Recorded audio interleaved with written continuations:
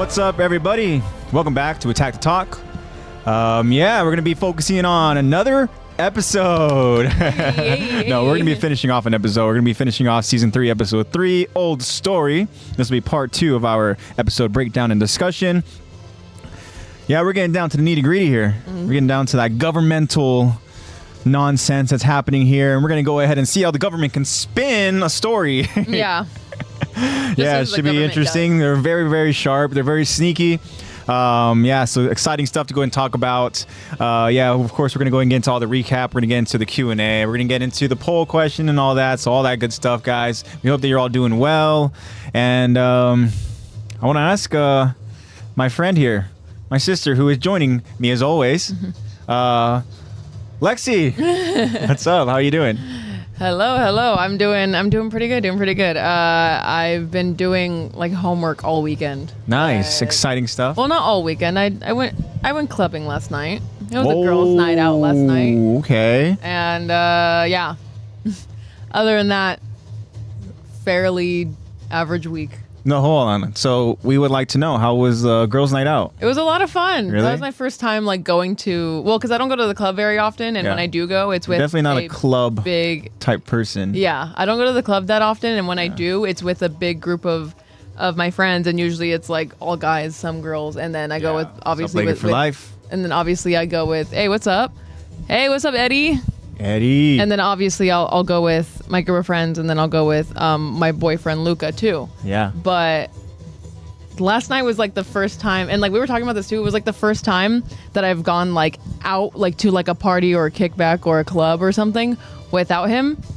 And like we were talking about, he was like, I'm so proud of you. Like you went, because again, like me and AJ are really similar in terms of like going out kind of takes away our energy. Definitely. We're not really the most social people, contrary to popular belief. Yeah, it's that introvertedness that goes in, like we exert energy trying to socialize, whereas with extroverted, they go ahead and they like gain energy by like from it. Socializing. Yeah. It's like they and I'm like, I can't do that. They gain that energy, which I'm obviously very jealous of. But yeah, I mean, I'm like, how? Yeah, like I'm gonna need like a month to recharge after last night.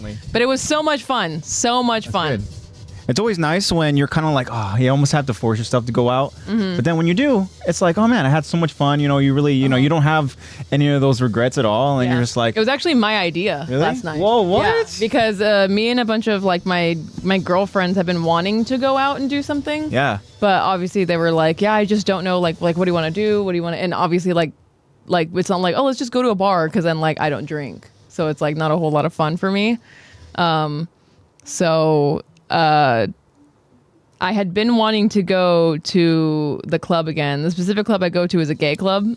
Okay. Which is way more fun than any other club, I promise you. They have drag shows and everything. And they actually had, I don't know if you guys know, but she's a celebrity in like the reality TV world. Her name's Tiffany Pollard, or her nickname is Miss New York. She happened to be the host of the drag show that I was at last night. And I remember like going, we were like, why is it $20? It's usually free when we get in before 9. And now you understand. It's and then I was like, why is there way more security this time? What's going on? And then it was Miss New York. And I was like, oh my gosh. Like I promise if I showed you a picture of her, you would know her because she's in so many memes. Me? Yeah. Me? I would know. I think that you would. You can literally just, I'm just going to search up her name and you're going to see. Interesting. Or you would probably know her voice. But yeah, it was actually my idea. I was like, why don't we just go to the club? And they're like, yeah, sure. And like some of them haven't been there before, and they had a lot of fun. It was so much fun. It feels so freeing to dance with just a group of girls. And yeah. You didn't have a group of guys? No, I didn't. You all and no. I mean, we did have to fight off some people. Hey, what's up, ladies? I got lots of compliment from gay men. It's Grubs Magoo. Yeah. Because usually I have my big group of guy friends to shield me and protect me, so I never get hit on. Yeah. And obviously I'll be with my boyfriend, so I'll never get hit on. Yeah. But I had women like being your bodyguard. No, I had like women like approaching me. Oh, okay, that's to be expected, I guess, right? Yeah, and I was like, oh, thank you. No guys there. But then I was like wearing my my fake engagement ring. Oh, so that's the ploy. Yeah. Gotcha. Because a lot of people don't take no for an answer. Sadly, some of us, like me and Julia, my friend Julia. Yeah. We have to wear. Julia, definitely. We have to wear our fake engagement rings because some guys don't take no for an Shout answer. out to Julia. Yeah. What's up? It's your Hi, Julia. buddy AJ here. Wish you all the best. Yes, of course.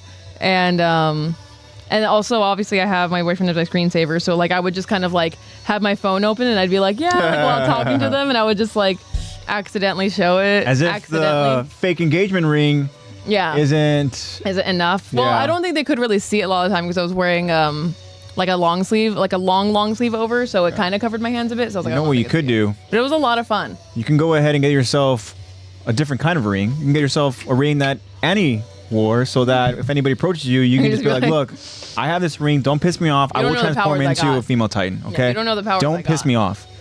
Okay? But it was a lot of fun. I got a lot of compliments. I ended up really lying to this guy because he kept asking me. Really lying to this guy? Yeah, because he was like asking me and Julia some personal questions, like what school do you go to, what team do you play for, what's your major, and like, where are you guys at, and everything. And he asked Julia and I went in and I was like, oh, we actually play for this team. And it was a completely different team than from what we play for in a completely different area. He was like, this is party we're going to after. Like, you guys should come through. And I was like, oh, we got a midterm tomorrow morning. It's a Friday night. I was like, we have a midterm tomorrow morning. And he was like, what? And I was like, yeah, we got midterms. He was like, oh, dang, okay. And we just left. Yeah, you should have been like, yeah, but you know where you can find me? You can find me at Attack to Talk podcast. Yeah, Attack to Talk podcast. Yeah, you can find me there. I do not. No, thank you. He also was he's like, not a friend? Not a friend? he was like, he was just a creepy nice. dude, huh? Who just wouldn't take no for an answer. I mean, he was nice. He was really nice. He just kept talking. And then it just like when you're there, it doesn't seem like it was like anything bad. But then like on paper, when he just kept asking us personal questions. Yeah, and then when you he start had getting this personal. Drink that was like, yeah, my friend doesn't want it. And literally he led off with this by saying, I promise it's not spiked. Oh, okay. That's like when people say, hey, look, I'm a nice guy. Well, no, you can trust me. I'm a trustworthy person. Yeah. Or it's like, if you have to go ahead and give that disclaimer, if you have to say I'm that, a nice guy. you know what? I don't think I could trust you. The only reason why I was even like still conversating with the dude is because his friend was super nice. Oh, okay. It was one of the gay guys that was giving me a lot of compliments, and I actually was going to compliment him first, but he found me first and complimented me first. I was like, oh my god, no! I was going to compliment you on your outfit first. Do you think the ploy too is like for these single guys or these guys who are like obviously going out there and trying to go ahead and talk to girls and all that? Is the ploy is to have a gay friend in their group so that they can go ahead and be the conversation starter, especially if you're going to a gay club, because it makes it way more approachable. And then all of a sudden it's like, okay, you have my gay friends. I see they're talking to a group of girls. Now I'm going to go ahead and kind of segue into it. Be like, hey. And then I'm going to lead off with this drink that says, hey, trust me. Yeah. I didn't tamper with it. By saying, I promise it's not spiked. He's like, you don't have to believe me. This was supposed to be my friend's, but she didn't want it. My friends don't want to drink it. None of my friends want to drink this drink. It's supposed to be hers, but she doesn't want it. So and then obviously like I was like, Julia was like, what's in it? What's in it? There you go. And like she got offered like multiple drinks. That's the thing, isn't that what's so freaking sad? She kept saying no. That's so sad. Yeah. You know that like that people have to go ahead and literally be so aware and so conscious of just all those scary things, that you just like. And it's so freaking sad because it's like, man, you just want to go out and have a good time, and stuff. And then, sometimes, if anybody's single, it's a good way to go ahead and just kind of go out there, meet people, get meet people out and there. stuff. But now it's like there's so much sketchiness going around, Yeah, and it's so because they were even like, because obviously offering drinks, and obviously she was like, no, like I'm okay, like no, thank you. Yeah, and they were even like, just smell it. I promise, just smell it. And you're just getting even more creepy trying to go ahead and defend yourself. That's why, obviously, being with a group of girlfriends, you all, feel the need to protect each other, obviously, because we all have each other's back and everything. So there'd be times where we would, grab each other, or we would have to, pull each other in or whatever, and just make sure that we're all good with each other. Or we would have to, watch each other's back, be like, oh, watch behind you, whatever. It's not super common, but it happened, not super common. It's more common than it should be, but it only happened a couple times last night. Yeah. And usually I'm the one that's guarding my friends. So, because no one really approaches me like you mentioned everything before is that, you're there with a group of guys, you're also there with your boyfriend. So it's like, you're not going to get approached. Yeah, usually I'm there with a group of guys. You're the one even though it's usually it's a huge group of gay guys. And then like my straight boyfriend, who everyone would think is who people hope is gay when they're there. Obviously, people going like, "Are you straight?" Yeah. Dang, man. Like, oh yeah, sorry, I guess. They go full straight. I want to see you find out you're straight. Yeah. You just literally, excuse me, are you gay? Mm-hmm. No, I'm straight. Damn it, dude. Yeah, Damn dude. it. Yeah, and then they go. The way you responded. I mean, the way you. Dang it, dude. You had the reaction was like, oh, you turned straight. Of like over masculine reaction. Yeah.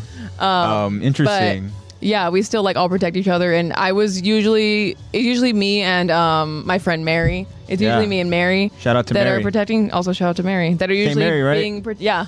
Yeah. That are usually being protectors. Shout out to you, Mary. Miss because you. we're both like the tallest ones Mary. in the group that people don't really approach us because she is more masculine presenting. So guys don't really come up and approach her because they already assume that she's gay. Yeah. And then guys don't really approach me because I usually go out in my like 4-inch platforms, which I did last night. So 4 inches? Damn. I was a lot taller than a lot of people there last night. Interesting. All right. Well, glad to find out that you had yourself an eventful night. But it was a lot of fun. It was a lot of fun. We got Taco Bell after. Nice. It was good. Yeah. A lot of fun. Very, very cool. We can go ahead and get into the go-to Taco Bell order, but that's like we would go on a crazy tangent here and stuff. I know. So the fact that we just started and we're already going on tangents. We haven't even talked about Attack on Titan at all lately. Yeah. But nonetheless, glad to hear like Lex that you were able to get away from the homework and kind of just go out, be social, and have a good time with your girlfriends. That's why I was doing so much homework is because I was trying to set aside a time to sleep in and like have fun and everything. And okay, I'm in focus again. And have fun and all that. Yeah. So I was like hyper doing my essay before. And then like literally like I finished it, had to go work the men's volleyball game because I'm their manager. And then as soon as that was done, got dressed, we left. Cool. Came back, I was able to sleep in. I was like, all right, cool. I only have to just clean up my essay now. I have everything typed out. It's so nice now that essay is done. You're making me stressed just listening to all this. I only have one more thing to do tonight, and I'm already like basically done with it. So. All right. Well, very cool.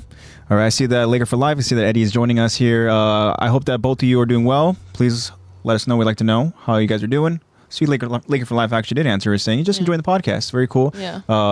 And Eddie, please let us know how you're doing, my friend. Hope you're doing well. Hope the weekend's treating you well. Hope you had a good week. And anybody else is joining us who is not here in chat, I hope that you're all doing well. And thank you so much for joining us here in our special edition Oscars episode. No, we're not going to go and give away awards. Giving out all these awards. We're going to go ahead and continue talking about all the different despair and terrible things that is happening currently in AOT. Yeah, actually, we're going to do the opposite. We're not going to be celebrating anything. We're going to be. There's not much to celebrate in this moment here of the episode. Yeah. And unfortunately. And but thank you all so much again for joining us on this Oscar night. And yeah. So let's go ahead and I'll let you decide, Lex. Which? Mm-hmm. What? I'll let you decide. Yeah. I wasn't gonna say anything, but you acknowledged it first. So yeah, I have to acknowledge it because like what? I just created a word, So Lex, which one you want to start with? I will. Do you want to start with the Q&A or do you want to start with the poll? I'll start with the poll. Interesting. I was hoping you would go with the other one. I'm kidding. Yeah. Go for it, Lex. You take it away. The choice. You said watch, so I had to choose the opposite. Yeah.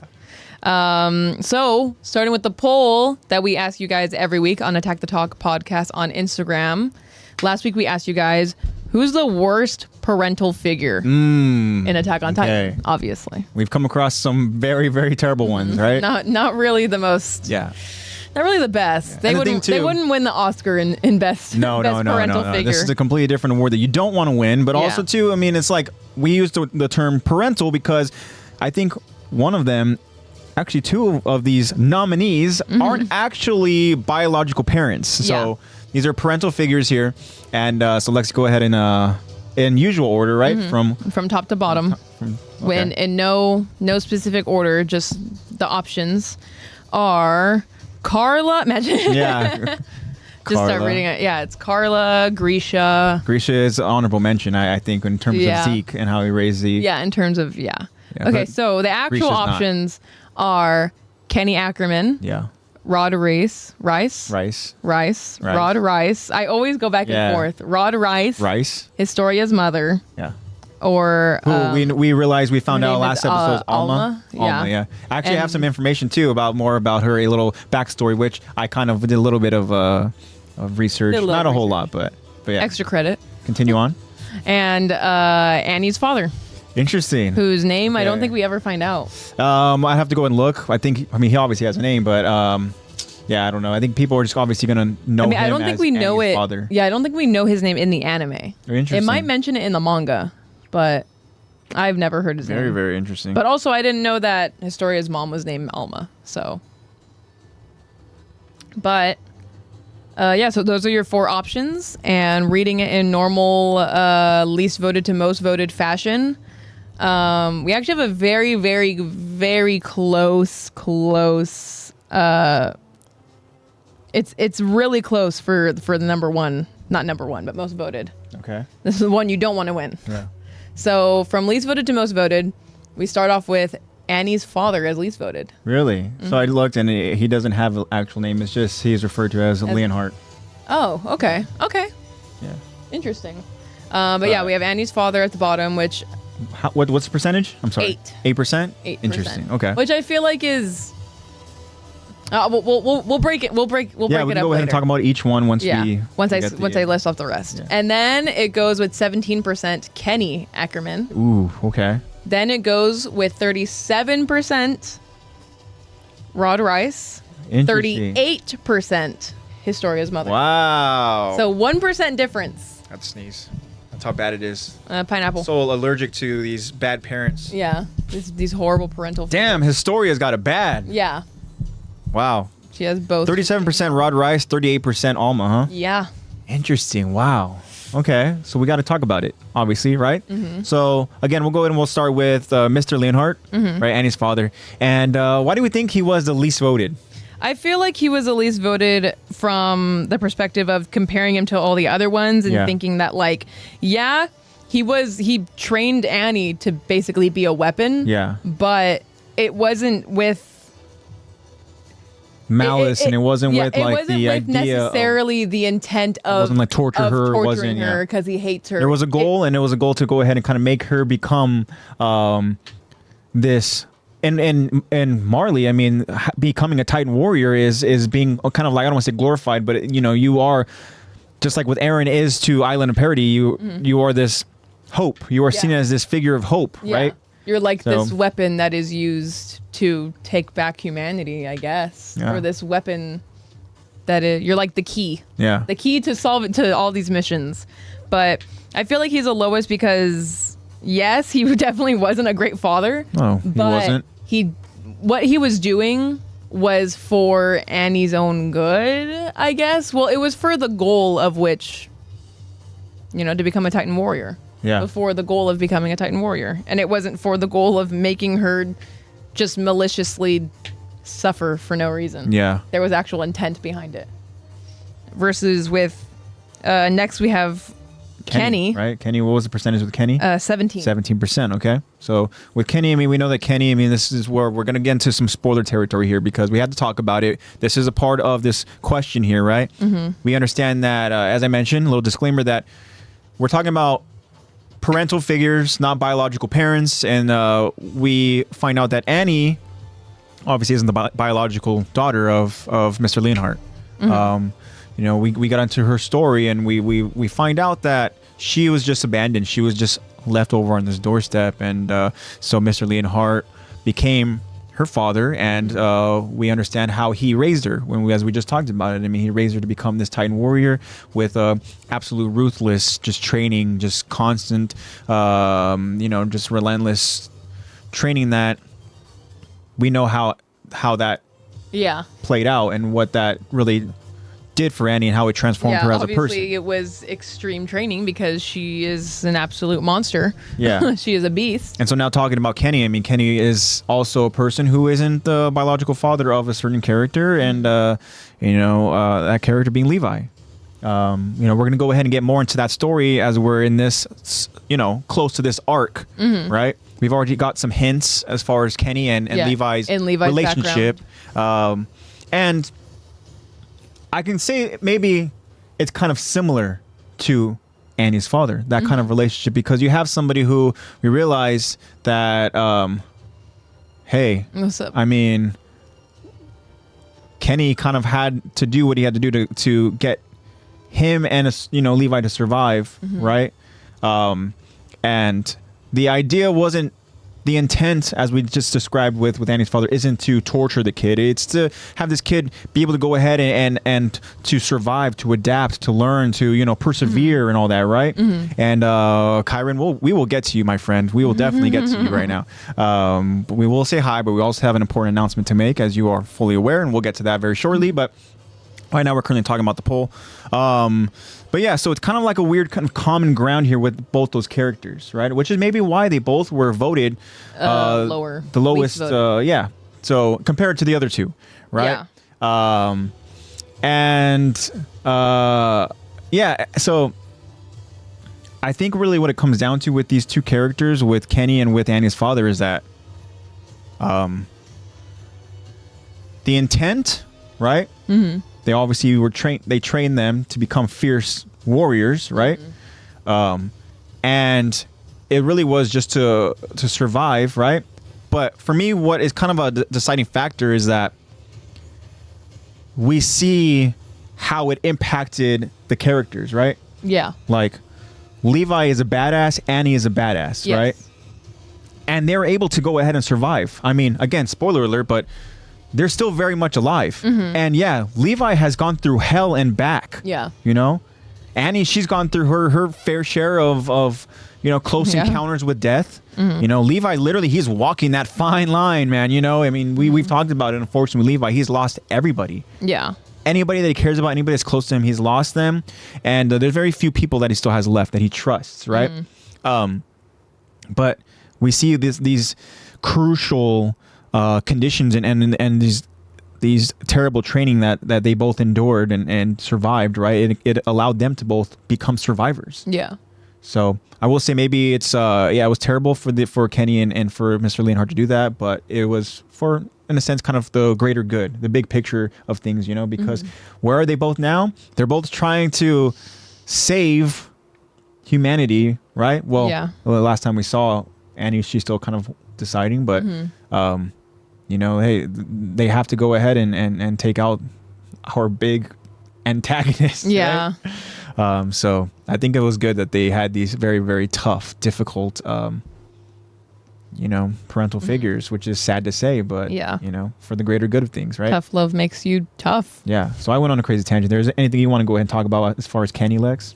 No, I think you hit everything that I would have said. Yeah. That was a good analysis. Very similar with both Mr. Leonhardt and with Kenny, so that's because they had those same intentions for the person to be skillful. Yeah, definitely. So let's go ahead and let's talk about the very close second place, which is Mr. Rod Rice, right, with 37%. Yeah. Well, with Mr. Rod Rice, I'm gonna go ahead and get off of Wi-Fi real quick because we're getting some signal that is not looking the best over on our side. Oh yeah. Hopefully it looks okay for you guys. Yeah. Hopefully the picture looks good for you guys. But so Mr. Rod Rice, we are currently talking about him in the story where we're at currently in the AOT, episodes, and I like what you had mentioned, Lexi, last week, is that we're kind of getting this weird kind of like first impression is kind of like a certain point of view of a person, right? Of a character who maybe seems like he missed his daughter so much, he cares about her so much, right? Yeah. And it's all we find out very, very fake. We find out he's a very selfish person. We find out that he manipulates. Yeah. Right? He's a master manipulator. And he obviously treats his children much like the other two people we discussed as warriors.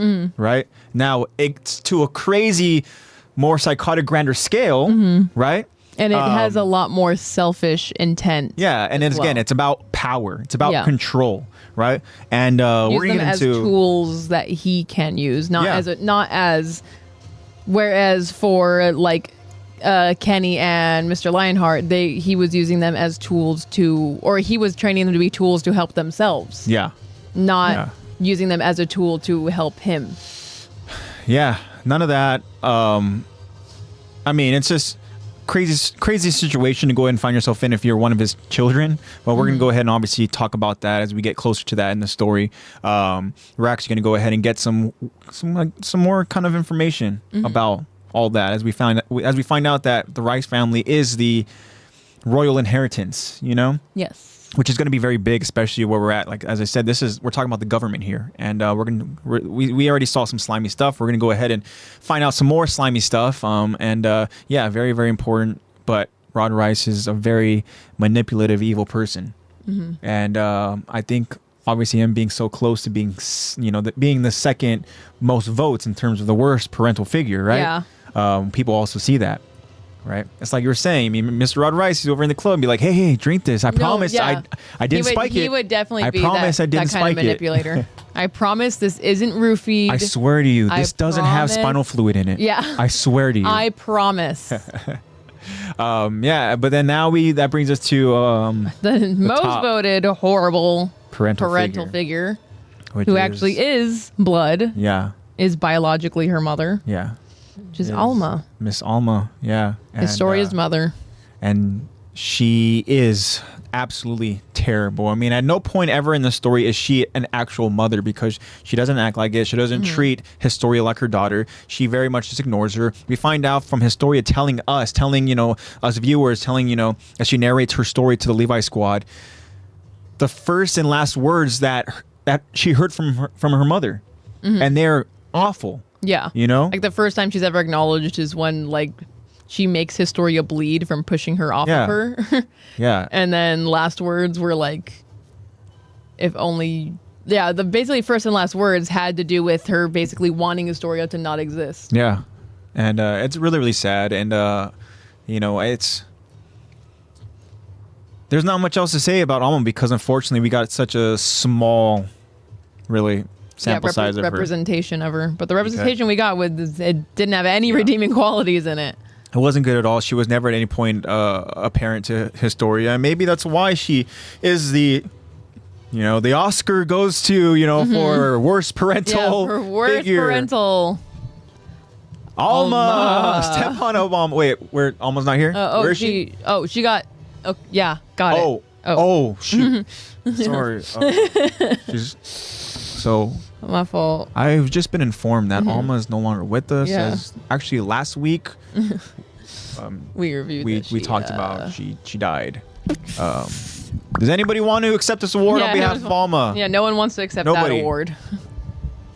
Historia? Yeah. Historia's right now just no. Okay. All right. Do you have any words to say for No? Okay. Moving on. No. I mean, so again, maybe that's why she was a top voted as the worst parental figures because at no point ever was she a parent. No point. Yeah. Right. Not at all. And with Rod, I mean, maybe it's all manipulation and he's faking it, but he's faking to be a parent. We even saw a little bit last week when we get into that story, that origin of Historia, that it seemed like Rod Rice, after, extended, I believe it was 5 years, right, where he comes back for Historia, and we see that Alma is also there, right? This is before, obviously, Alma's death, and Kenny and the other men in those large trench coats and those bowler hats. But, it seemed like Rod wanted to go ahead and kind of escape and be away, with his family, right? I'm sure had he done that, there would have been crazy manipulation and he would have obviously used Historia like he used all of his other children. But it seemed like for a moment, he was trying to look out for his daughter, and he'd end up looking out for her because before Kenny was going to go ahead and kill her, Rod gives her this whole new persona, this whole new life. So yeah, he's a terrible person. We all know that. We all know he's going to become this absolute disgusting monster. But he was looking out for her. So, I mean, you can obviously argue. That's that 1% better. Yeah, you can argue your case for either one because, I mean, they're all, as I mentioned, they're all very terrible parental figures. But I think that, our our friends chose the correct two to go ahead and be very, very close. In Good job, guys. Good job. Yeah, you guys did awesome. So 37% Rod Rice, 38% Alma. And the one little information I found about Alma is that we talked about how she's a victim of kind of circumstance, right? Yeah. Talking about how Rod Rice obviously messed around with her and stuff, and you also, we didn't know a whole lot about her story, and you speculated that maybe she was, like a sex worker, or maybe she was like some sort of like prostitute, right? Yeah. But actually, she was a servant. She worked on the farm. She worked as one of the, I don't know if caretaker is the right word, but I mean, she essentially was one of his servants. Interesting. So she would just wear fancy clothes and go to the city just to do it. I think that once finding just out, for maybe a sense of escape? because we don't see anything before Historia, her already being a little girl, right? Yeah, we don't see. We don't see what happened. We don't see how that whole situation came how to be, they right? Met, whatever. Obviously, there wasn't an actual relationship there. No. They just happened to have had a child. Yeah, and and so again, to the extent of what Alma was over at the Rice estate, we just know that she was essentially just a worker. She was a servant, and then maybe she got a little promotion once she ended up becoming, a biological parent to, this. Maybe it was this like child that's going to be very important down the line. If you'd stay quiet about this, I'll give you your own cabin. Yeah, exactly. Yeah, all right. So that's a little kind of fun little information that I found, kind of just digging into a little bit of her history and stuff. It's kind of curious, but yeah. So interesting results that we got, but I think that the top two are probably the accurate choices. I agree. So good voting, guys. So good job, guys. Before we get into the question, now let's get to Kyron. Kyron, you are not in trouble, my friend. We want to go and make an announcement here on the podcast. We want to welcome, obviously, a friend of the show, Kyron, one of our, members of the Attack the Talk Levi squad. Of course, and we also want OG. to welcome Kyron to officially the creative team. So, Kyron, we want to go and announce here, we made it official earlier in the week that Kyron is now the creative manager of our TikTok account. Yes. So, let's give it up to Kyron. Hey. Yeah. I've thanked you so many times already, Kyron, this week for stepping up. Man, thank you so much again. We know that, as we found out, that TikTok account hasn't been touched since 2021. Yeah. Here we are in 2023, and Kyron really stepped up to the plate. He essentially said, gimme. And, said, I got ideas. We're excited to see what Kyron is going to do for the TikTok. Make sure you guys go ahead and follow that. Where can we follow that, Alex?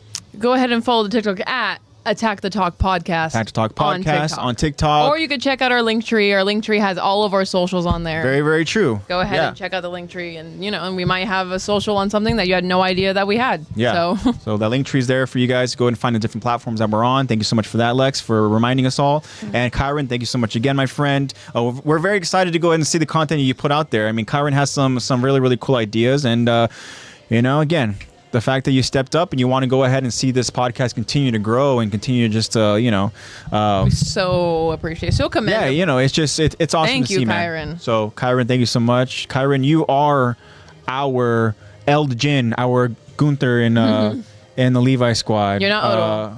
Yeah, I only say that because both of them were the leaders of their the Levi squad, right? Good cop, bad cop. So not even. They were both. No, they both were just kind of like the leaders, right, of this Levi squad. Because Odo did his own thing. Other than Levi. Petra, who obviously Petra was, she was also a great ally to have. But it seemed like Eld and Gunther were the top tier of that group. But yeah, so make sure you guys go ahead and follow that TikTok for sure. All right, so let's go ahead and let's get into that Q&A. Oh yeah. Okay. Same thing every week. Ask you guys a new question on the Attack the Talk podcast Instagram. Last week, what do we got this time? We asked you guys, Historia's parents were truly wicked. Why do you think she grew up to be such a kind and caring person? That's something we actually kind of touched on last week, right? And that's very, very interesting. Because I think I mentioned last week that she has no right to go ahead and be the caring person that she is, considering everything that she endured, that she had to deal with. And, obviously in that poll we just talked about, she has two nominees in there. You know, maybe both not the parents, best examples, both biological parents. especially right? because she had no idea of that, like the outside world, no idea of her parents. Like her nature was just already nice, even though she had those horrible parents. Yeah. So we actually have a good amount of responses. Thank you guys. For all of you who responded. If I can speak English.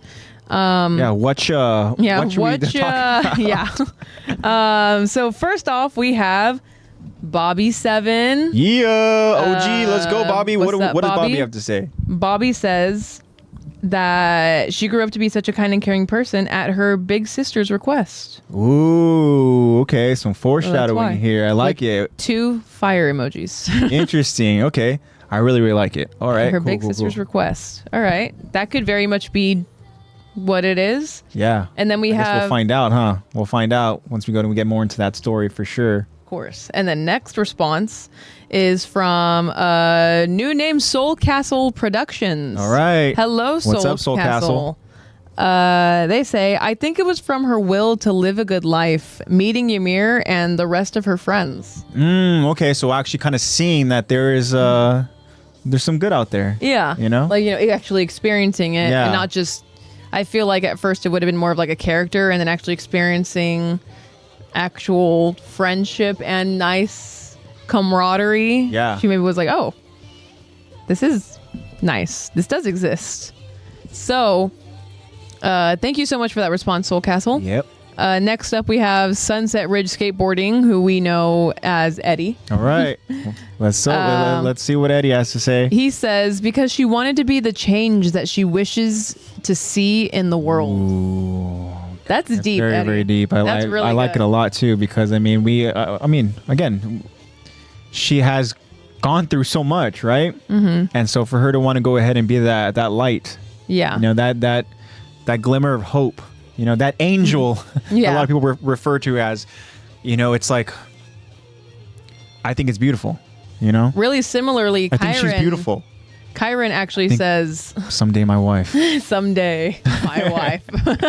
Really similarly, Kyron says, because the world knows it needed one in the midst of chaos. Yeah, definitely. So him and Eddie are right there and there with, I love it. Beautiful wording, by the way. You guys I love it so much. Poets. And pretty much in agreement that it's like, because she felt like this chaotic world needed it. Yeah. And it very much did. Can you imagine if we didn't have a character like Astoria over in that cadet class? Yeah. Just angst, just an angsty class without her. Can you imagine if she is the type of person that she is now? What would Ymir be like without her? Oh, I don't know. Ymir would. But can you imagine if Krista, right? Mm-hmm. If she is the type of person that she is now, right? So just, you know, lost and no motivation and just, you know, like doesn't see any reason to live. No hope, there's no point, you know? And like didn't even have the effort to like fake being nice. If she was that version of herself, you know, during her time during training and all that, like, would her relationship with Ymir be the same? Don't know. Maybe they would have. Maybe they actually would have been closer because they both would go and have that, you know. I think that Ymir would have been type mentality. Would have been like threatened by it. Would have been like, really threatened by little Krista. Not threatened, but it was like a more of just like a wouldn't Ymir like. Like there's only one bitch I'm that could make be you. here. Yeah, I'm gonna make you my bitch for sure. And then Astoria or Krista would look up and be like, "You're lucky you're cute." Bitch, get out of my face. Yeah. Like I don't need any of this. Your words are nothing compared to my mother's. Ymir would be like, I think I love you. I know. I think I'm in love with you. And then Ymir would have actually stayed with Krista. She wouldn't have gone back with. Oh, you know what? We do relate. The whole story. Because then Krista would have had that drive to be like, I actually want you to stay. Yeah. So thank you for that. We also have reoccurring Q&A responder whose names I still don't know if I'm pronouncing correctly. Rena Nell 9614. Yeah. They say because she didn't want to be like how her mom was, even neglecting her. Ooh, so there we kind go. of piggybacking off of Kyron and Eddie, saying that Historia's motivation was because she didn't want to become like what well, I mean, that's a real thing too. You see in like when people have, you know, tough childhoods when they grow up, you know, you want to break they don't that want to cycle. go ahead and be the parent that, you know, You're like, they had to I go don't ahead want and to do it. I don't want to make the people around me feel the way that this person made that me they feel. felt for sure. Yeah. And you know, that's an example that, you know, that's out there in the world today, you know, and I guess that's kind of like, unfortunate, as we mentioned with Mr. Leonhard and with Kenny, is that like with tough childhood, I guess, or with, you know, dealing with very, very tough parents. I mean, it's like, at least they kind of grow up to go ahead and be, you know, either this survivor or whatever, right? Yeah. But they also, you know, I guess maybe Annie and Levi aren't the best examples to use for this, because they're not very, you know, caring. They're not. You either continue the cycle or you break it. Yeah, but I mean, it's like at least there is that kind of like, maybe they end up again become a very caring person because their parents weren't. You know, or it's like, oh dang, now I know what I don't want to be. Yeah. Well, I guess we'll see what type of mother Historia is going to be. Yeah. Oh, true. We still are. I mean, we haven't seen Historia in a while. Yeah, it's been a long time. She's still alive. Yeah. So next and last response we have is from SB. She says because SB. From All SB. right, SB. She says because her Hope you're parents well, SB. didn't actually raise her or spend time with her. Frida did. Oh, Which- okay. So this is kind of like the first response we got, right? From Bobby. Yeah, it's kind of like, because Bobby says at her big sister's request, obviously he's referring to Frida. Yeah. And then SB says, like, Frida's the one that raised her, not her parents. So she... Deep takes. I like it. Basically they're insinuating that she chose to reflect Frida's personality more than, obviously, her parents. It could also be from the books that she's read, you know, all these happy endings, and she wants to be like those nice, cheerful people in the books, maybe. When you said happy endings, I was thinking of like... No. I was like, whoa, I know I said that her mother was like a servant there and all that, but hey, I mean that in like a joyous, cheerful, she used those very happy Once Upon a Time books. All right. High fives all around. Yes. I love it though. So, but yeah, those are all of our responses. Thank you guys so much. Good. So good. Again, we and had like some really deep takes with, you know, with Bobby even talking about, you know, with Bobby and SB talking about, you know, Frida, and then we have this absolute beautiful way with words, you know, with Eddie and with Kyron, and then, you know, we have some other just, you know, responses, just kind of again just talking about how, you know, pretty much not wanting to become the parent, right? That you, unfortunately, that example, the right? Example that you had. Yeah. So I love it. Awesome. Thank you so much, guys, for everybody that responded to this question. That is that can be really, really kind of not. I don't want to say, you know, like the most cheerful one or whatever and stuff, or like, but hey, thank you so much for responding. Thanks you for know. all those responses. Yeah. We really appreciate it. Look out for more responses on Attack the Talk podcast Instagram. We post our Q&As and our polls on our stories. Go ahead and check them out if you guys want to go ahead and let your voice be heard, and we would love to hear it. Yeah, you guys know we're going to talk about them in the pod for sure. All right. So we're ready to get into some more scummy stuff that the government's up to. Yeah, let's finish up this episode. Let's do it. All right. First episode in a while that will only have 2 parts. Yeah. Very, very cool. You get a nice little breather, right? Yeah. Considering last week was a very, very Lexi-focused episode. Yeah, I was like all the voices except for like 3 people. Yeah. Okay. So here we go, guys. We're going to go ahead and finish off season 3, episode 3, Old Story. Here we go with part 2. So we know that last week we talked about Historia's origin. Another thing that's important is I believe it didn't happen last week, but it happened the week before with Mr. Demo and his demise, unfortunately, right? We talked about it last week with that Q&A question. Was it enough redemption for Demo? And majority, I believe everybody except for one. I know that I think Eddie wanted to go and be the counter response to it, right? Yes. Which also Eddie brought a great point too in terms of all that. But I mean, everybody pretty much agreed that it was enough redemption. Yeah. Right? So again, we need to remember that Mr. Demo is no longer with us, and we get a little tease of a conversation that Commander Irvin and with Irvin and Pixis, right? And it's a conversation, it's a story that we're going to go ahead and really get into in this episode. So let's do it. Here we go, guys. So we continue this episode as we see in Trost, a large group of people are gathered and they're all staring at something. We notice blood on the floor in that area that the people are staring. Then we see Hanji and Moblet on horseback riding through the town, passing by, examining the crowd and what they're all looking at. Hanji, after noticing, says, "Damn, too bad." And then Moblet asks Hanji, "Section Commander, that was..." But then Hanji interrupts. "I saw it. Keep moving." Now that brings us to Hanji and Moblet's arrival. We transition now to Irvin and Pixis having their conversation in Irvin's room. And then we hear knocking on the door as Hanji enters to inform Irvin. "Commander, it's done."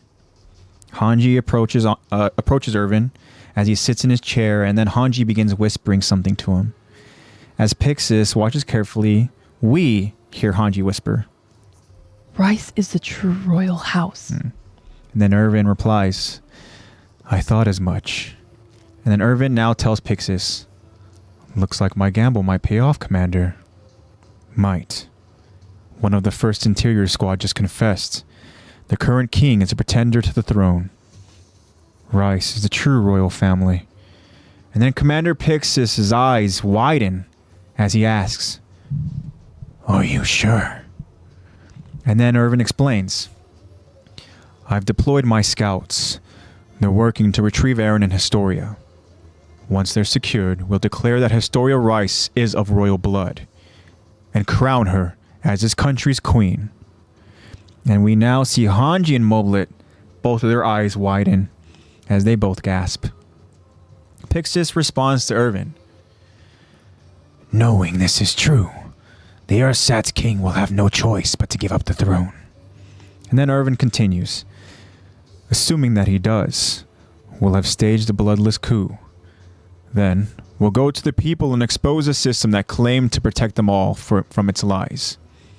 And then we see Pixis. He gets up from his chair and he begins pacing around the room, thinking.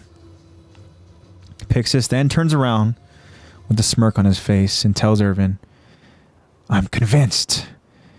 You can count on my support. That said, we could be in the wrong. The final decision is out of our hands. You do understand that, don't you?" And Irvin answers, "I do, yes." And we now see Pixis. He's leaving in his carriage, sporting a mighty dapper top hat. And back in Irvin's room, Hanji asked Irvin, "Anything come of the Rice investigation?" Then Irvin informs, "I found out as much as I could." And then Irvin hands Hanji a large book of reports involving the Rice family. Not much to speak of. Just one curious incident. And then Hanji, she seems curious as she opens up the book. But then suddenly a scout barges in to alert the Commander Irvin. "The Interior Squad's put out a warrant for you. They're making a scene in the middle of the city, sir, saying you had someone murdered." And then Hanji becomes confused by this report after what she noticed in Trost on the way to Irvin. And Irvin responds, "It would appear that the enemy has been making plans of their own." And then Irvin tells Hanji, "Hanji, leave town at once." But a worried Hanji responds, "Huh? What are you planning to do?" And then Irvin tells Hanji, "I need to be the face of the scout regiment." We see Irvin, he puts on his scout jacket. "I trust you to act on your own discretion. Also, I've chosen the scout's next leader.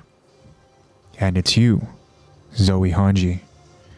Then we notice that Hanji is frozen, stunned, staring at Irvin with her mouth open.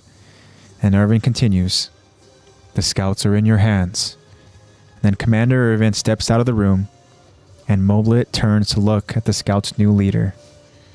Whoa! What a mic drop. Like, oh yeah, by the way, while I'm on my way out, I meant to tell you, you're responsible for all those people. Okay, now, bye. Do you think this is because maybe he doesn't he's not completely sure of what's going to happen to him. I think that it's a good chance, but I think that that's just an added element in it. There's a whole lot of like factors added in because obviously this dude doesn't have an arm. Yeah. So I think that with all the factors added in, he might just be like, yeah, I choose. Yeah, Hanji's got that, I guess. Or do you think maybe this is like, once they do their deliberation, we've captured the commander, or we've turned in the commander of the scouts, and everyone's gonna be like, well, actually you don't. I'm retired. I'm no longer the commander. Yeah. Wait, what? Who's the commander? I don't know. Find out.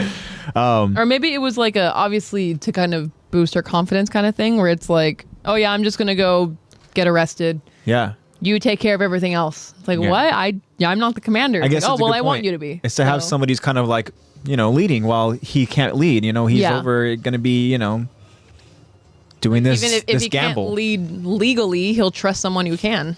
Yeah, definitely. So kind of talking about we're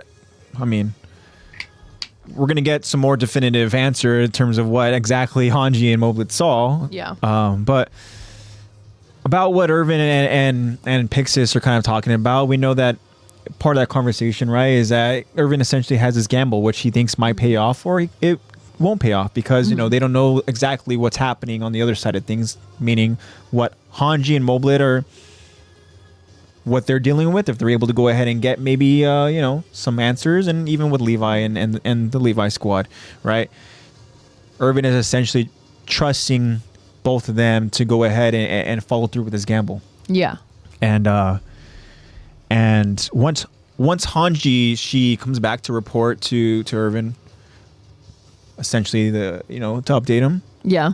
Oh, by the way, it's confirmed. Yeah. It seems like now this plan is in motion, right? And we know that this plan is what? It's to set up a bloodless coup, right? To go ahead and essentially overthrow this government and to change the power. Get the real royal blood. Yeah. Who is Historia back in that throne. Yeah. And right now, heir. Eddie just brings up a great point in chat saying that's the cool thing about Pix is that he was always willing to listen to Irvin while being super chill about it. And this is a very important detail because knowing now that the scouts are essentially fugitives, right? That they aren't allowed to go ahead and participate in any sort of scouting expeditions, right?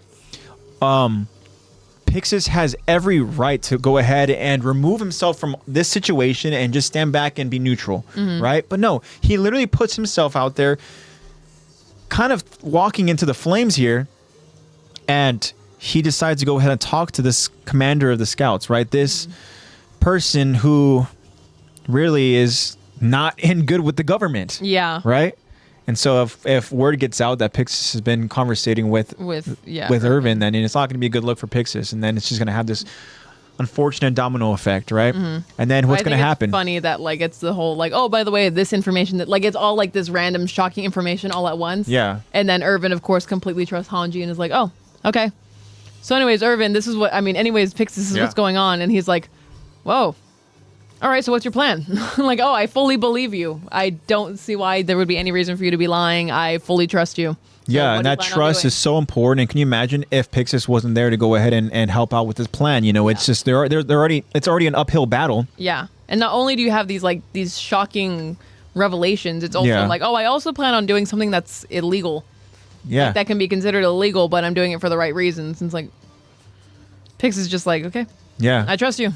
And then even let's do it. When we first got the knowledge that the plan is for a bloodless coup, we talked about them what is the likelihood really? What's the percentage of it actually being a bloodless coup? Right? Yeah. It's so low because the government is so quick. Perfectly to plan. The government is so quick to go ahead and just react, and it's a lot of times not in the best manner, right? Even though we have with this whole oh, by the way, Irvin, they're looking to arrest you. They say that you had someone murdered. Yeah. And Irvin's response is, seems like they've also had plans against me. Yeah. And it's again the government's going to go ahead and flip the narrative, right? Yeah. Where we saw just as the government does. Yeah. Well, we saw too when Kenny when he did kill Demo, even Kaven was kind of not worried, but she knew that this essentially come back to bite him in the ass, right? And the fact that also that they didn't even ask questions. Yeah. Right? Well, Kenny being Kenny, he's like, look, who cares, blah, blah, blah, whatever, this and that, let's go. And then now we find out, as I mentioned, the government's going to go ahead and put a completely different spin to this. Also Eddie, now he mentions too in chat, I feel like Pixis would have always been down to help Irvin, but he's a top commander and he can't mess up his image, his reputation, and he can't get himself in trouble, which is all very true, right? Yeah. Which again is to talk about the significance of why Pixis is involving himself in this plan, right? Because he knows now that he is associated because of just knowing what the plan is, right? And not just that now, but by knowing the plan, Irvin trusts Pixis to go through with it. Because if let's say Irvin's, relaying all this information to somebody other than Pixis, somebody maybe he feels like he can trust, we see now that people can so easily go ahead and throw people under the bus just to ensure their own safety, right? They ain't got no fingerprint trackers. They don't have any security cameras. Yeah, there's none of that. And we've already seen... Pretty easy. We talked about how easy it would be to get away with murder. Yeah. Like people like Kenny, who was already kind of like, changed teams, so to speak. And then we have somebody like with Demo who has changed teams, right? To ensure their own kind of like safety, right? Obviously with Kenny, it's not really to ensure his safety, but it's just, to go ahead and maybe get some of that moolah, right? Or some of those incentives and all that, right? He's very capable some selfish gain. Yeah, he's very capable of taking care of himself. We talked about how he's a survivor. He's taught Levi how to survive. Whereas with Demo can't do that. He's just, he's got to go ahead and do what's best for him and his business. Obviously, his company, the Reeves company, is the most important thing to him, right? And to ensure that his company thrives, he's willing to go ahead and do certain things, right? To ensure his safety, he's got to do certain things, right? Yeah. He's a very powerful person in Trost. We're going to find out exactly the significance and the impact that he made on Trost, very, very soon. But yeah, point being, Pixis could have easily gone and relayed the information to this government, right? To show that he is a trustworthy person, right? To them.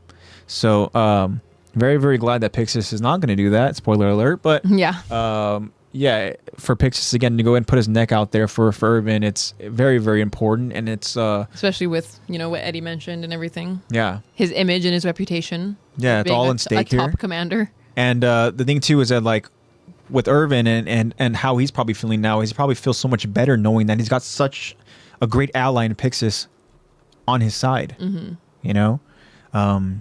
he needs as many important allies as he can possibly get at this point. Yeah. It's hard to go ahead and have to literally go up and take on the government head on, because as you mentioned, as Irvin mentioned, they're doing some stuff too. It's not just Irvin having this gamble. Oh, no. They have this going on. Yeah. They don't. Let's just do a bloodless coup. We have all the info. Let's just do it, and then think that it's gonna go perfectly. Yeah. It's gonna go perfectly fine. We're just gonna go and do it and reveal who the true heir is. No. And you got to think too. There's some schemers out there. You got to think too that obviously they already don't trust Irvin, right? But especially that conversation that Irvin and Niall had, right? Where Irvin's trying to get information from Niall, right? He's reminiscing about their time as cadets, this and that, right? And then Niall's not giving anything away, and then Irvin kind of gives him a little bit of a little teaser saying, "Hey, I might have a gamble myself," right? You don't think that Niall went and told the government, like, we got to keep a close eye on this guy? Yeah. Like, and then this dude's planning something. There's now this story, right? They go ahead and they see Demo's death, and now what are they going to do? We're going to go ahead and find out just right now. Like, oh, random death. Yeah. Who do we blame? So, but obviously it's important to talk about again, as this part of the story did end off with seeing now who our new leader is. Yes. Right? Which obviously has Hanji very much in shock, as she literally just like... Yeah. She's like, I like how it ends too, because even Moblet literally, like, as Irvin leaves, Moblet's kind of like... like, he's surprised too. Yeah. He's like, you are your... And you got to think too, with him, now the responsibility of kind of being this, like, now it's this, more than I don't want to say this supervisor, because, he obviously goes and he protects Hanji, but now it's like... He's almost I had the like responsibility of protecting. He's almost scouts like her commander. agent. Yeah. He's like her publicist. Yeah. But I mean, he's fully aware of how Hanji is, right? And how reckless she can be and stuff, right? So now it's like, damn, he's her my responsibility just got even crazier, like, you know? Dang, I need to be the Jiminy Cricket to the commander now? Yeah, exactly. But congratulations to Hanji. Of course. And, well deserved, I feel. Definitely. And now let's go ahead and see how the government's going to go ahead and spin this story. So we now see Irvin. He's walking through a crowd of people as people quickly take notice of him, obviously recognizing him. We notice that a few MPs are escorting him through the people. Irvin gets through the gathered crowd and he suddenly stops at the scene of the crime. Irvin stares as we notice 3 bodies covered, as MPs stare at Irvin with such disdain and disappointment. An MP tells Irvin, "I take it you know who this is, right, Irvin?" And as one of the bodies is uncovered, showing the face, Irvin answers, "That's Mr. Demo Reeves. He was the head of the Reeves Company." The MP continues, "Just yesterday at this exact location, Eren Yeager was abducted by a group of Reeves lackeys. However, Reeves was hired to do this by none other than the scouts themselves, in hopes that they might avoid handing Eren Yeager over to the government. And then, when Reeves had outlived his usefulness, they killed him to stop him from talking. The murderer is still at large. We presume they have Eren Yeager." We notice the crowd now turning on Irvin after overhearing this story, and Irvin responds to the MP, "What a convenient story that would be." And then the MP continues, "I can see what you scoundrels are doing. You're trying to monopolize Yeager's Titan power and keep it all for yourselves. That type of action violates Clause 6 of the Charter of Humanity. I trust that you're familiar with that law." And Irvin answers, "One must never prioritize their own gain over humanity's survival. Am I correct?" The MP responds with disdain, "That you are. And because the Scout Regiment is in violation of this law, all scouts must be arrested." We notice, watching not too far from the scene of the crime, still hiding in that alleyway, is Flagle. And Flagle says to himself, "Dad." And then Flagle, he begins running away as we see MPs now in pursuit to arrest any active scouts. The next scene we see are scouts with handcuffs on, all walking in a line, all getting arrested by MPs. Kenny, who's watching from atop of a rooftop, right?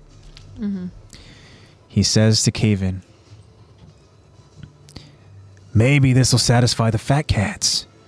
Reeves ended up being just as useful against us as with us." And then Kaven tells Kenny, "But we still don't have any leads on Levi." And Kenny responds, "Like I told you, the runt's not gonna hide forever. When he shows, we'll kill him." And then we see both Kenny and Kaven leave. But in the streets of Trost, we see Hanji and Moblit both running, hiding, trying to avoid the MPs. They hide in an alleyway, and Moblit asks Hanji, "What do you think we should do?" But before we can hear Hanji's response, we change now to the MPs escorting Irvin into a carriage. Before they enter, Irvin tells the MP, "Give me a moment." The MPs are confused as they watch Irvin return to Demo's body. And then we see Demo's wife and daughter both grieving. And then they take notice of Irvin. We see Demo's wife, and she tells Irvin, "Get the hell away from my husband!" The MPs continue to be confused as they look at one another, seeing if anybody's going to do anything. But Irvin now gets onto one knee, and he tells Demo's wife, "When the battle for Trost first began, Mr. Reeves delayed evacuation efforts in order to preserve his wealth." And then Demo's wife responds, "Yeah, so what's your point? Are you trying to say he deserved to die?" And Irvin explains, "No, I'm not. Because upon his return to Trost, he found it on the verge of collapse. And instead of abandoning it, he planted his feet He helped those who couldn't leave by striving to revive the city. Irvin now reaches out to place a hand on Demo. But now, that dream has been cut short by a knife in the dark. I swear this. I will avenge him. And then Demo's wife and daughter both stare at Irvin, confused, with tears still in their eyes. And now, the MPs take Irvin away on carriage as the crowd of people watch. We see a determined Irvin sitting in the carriage.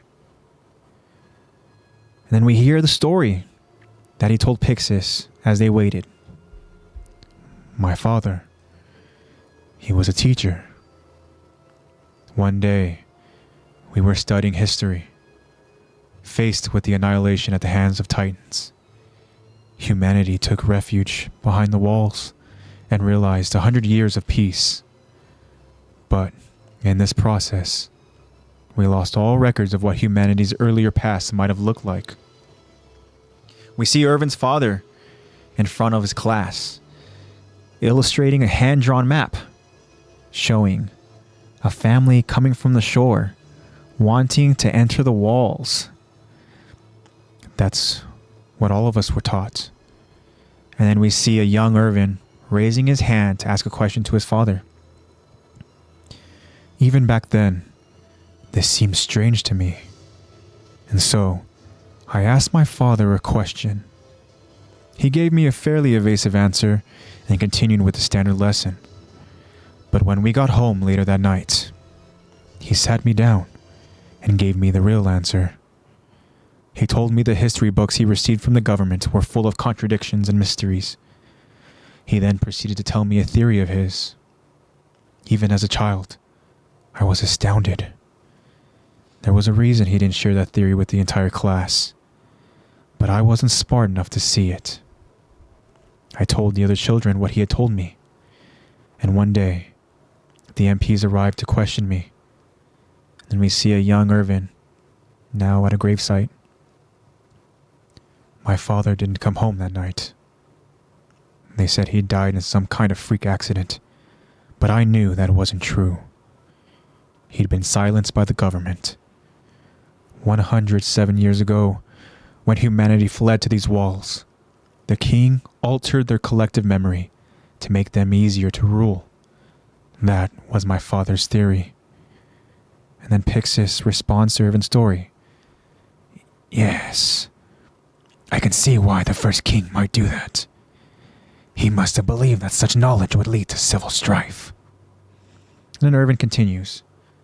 Yes, but ever since I was a child, I've asked myself, why would the government have to kill my father for nothing more than getting close to the truth?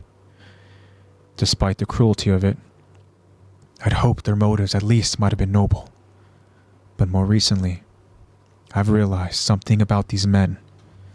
What they're fighting to protect is not humanity, but their own gardens, houses, and lands.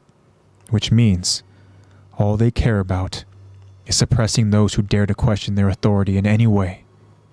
I no longer believe that there was any justification for my father's death. He was killed by human greed, and by the sheer stupidity of his own son. I can't tell you why, but I know in my gut that my father's words were true. I've made it my mission in this life to atone to my father by showing the world he was right. Wow, that is a lot. Mic drop. It's a lot to unpack here. We got to go and talk about it. Irvin's got some really astounding lines this episode. I mean, when is he not? But yeah, I mean, but in information-wise, it's hefty. So, Awesome Eddie chimes in saying his dad was a real one. Poor Irvin, his excitement and innocence got the best of him, and it led to his dad's grave, which is so true and so sad, right? Sad. And he's like aware of it too. He's not like I wish I would have never did it. Like he doesn't seem regretful of it. Yeah. Which obviously he's saddened by it, but he doesn't seem like. He just seemed more of like, I want to get more information about this. And yeah, I was stupid and innocent and I didn't know any better. And I ended up telling people because I was so interested in it. And I didn't realize that the government was going to kill him because of it. I mean, again, as Eddie is Victim of his circumstance. point is that, Irvin was so naive, so excited to go ahead and tell his friends about this knowledge that he just got from their teacher. Yeah. Yeah. I mean, this is in terms of like, the class and everything. Like, this isn't, that's Irvin's dad. No, this is their teacher, right? That's Professor Smith. Yeah. and yeah, so it is sad. But I mean, Kyron also mentions too is, first of all, how did Irvin know that somebody even had the ability to alter memories, right? Yeah, because he says that as a theory when he's explaining Pixis, saying that like, oh, my theory is that they fled to the walls, changing the, like, altering memories of whoever is living here. Like, I don't know if he meant like physically altering the memory or of just like keeping people quiet. Well, we're going to find out that there are certain abilities that, Titan users have that can go ahead and really alter the story, right? Yeah. But my thing is that I'm not sure if Irvin meant altering memories by that, or like in terms of his perspective, right? Because Irvin seems to know a lot more information than he tends to lead on, which, could have theoretically come from him being a youth, and, obviously him talking too much got his father killed. So maybe he's like, okay, I'm going to keep all this information I know hush hush until we have to take action. Yeah, I mean, the fact is that Irvin's father, who is this teacher, right, knows a lot more than, again, he's being really forced to instruct, right? As Irvin tells us that his father was really kind of forced to teach these books that really are sugarcoating, a lot of information. It's all very all contradictory. And so he's going along with it as, he wouldn't answer Irvin's actual question, right? But he's like, I know the truth. I'm gonna tell my son. So Irvin's dad obviously knows a lot, because we see even from the illustration there that this is something that we're seeing here in season 3, right? Where we're getting some insight as far as like there's something else out there past the sea, And as we see this illustration of this family who has just gone off of this boat, they're walking along the shore and they're now heading to the wall, right? And it's so interesting. I love the details that this is stuff that we're getting so early on, right? And it's such a quick moment where you can so easily forget it, so easily kind of like miss it too. I mean, unfortunately, Irvin's dad knew too much, and because of Irvin's excitement, it unfortunately led to his father's death. But Kyron here is very excited. He says, "Oh, off topic. Can I say one thing about the female Titan? It's something we've been discussing about the female Titan's powers, and I think I know where you're going with it. Right, Kyron, please tell us. The newest. Does it have to do with the newest episode? Please tell us. We'd love to go ahead and go ahead and hear what you want to say. Possible spoilers if you guys haven't seen the newest episode yet. Possible spoiler. Yeah, but I mean, if this is what we're going to be, if I think we're going to be talking about this, this has also been a theory that it has been something Kyron has mentioned. That's been speculated for a while. Yeah, that Kyron mentioned and it seems to make sense. Oh yeah, definitely. Like, it's always makes sense throughout it. But going back to what you said about the whole, like, this is season 3 and we're getting all this information about like Marley, or not about specifically Marley, but about how there's something else out there and how there's lies that came to the wall, some memories being altered. I did not realize, obviously, hindsight 2020, you don't realize until you go back and watch Attack on Titan that there is so much that is like, there's so much information that's already being revealed to us. We just don't know how to apply that information yet. We're just like, they have to eat someone. There's some kind of warrior thing going on. I have no idea what's going on. There's something else out there. I don't know. Yeah. But yeah, so much information is already being told so early on. Would you like to read Kyron's female Titan power analysis? Off, Kyron says, I knew it. And he knew that the female Titan's ability, which way early on in the podcast we speculated about, I think we talked about it, about like what ability you would want to even have. Like, say we were to acquire Titan powers and we're like, wait, what does a female Titan have? I mean, she's strong, she's this and whatever, right? Like, but that's Annie. That's like, Annie. Does she have hardening and all that, right? Technique is Annie. Yeah. So what else? Like, she is able to harden. She was able to crystallize. Yeah. She was able to to call in other Titans. Yeah, exactly. Like and what? Kyron throughout the theory here, right, about how her power is like mimicry, right? And again, as Lexi mentioned, spoiler alert for anybody who hasn't seen the episode. I feel like we gave you enough time to go ahead and watch it. I mean, we're going on 2 weeks. We gave you 2 weeks, right? But we find out that her power is manifestation. Confirmed, yeah. Like it's manifesting abilities from the other Titans. She is able to mirror, so freaking abilities. Cool, right? And that's something it changes the game for sure. You know, like the Warhammer. Kyron, you knew it. He has the whole package there. Right. You know.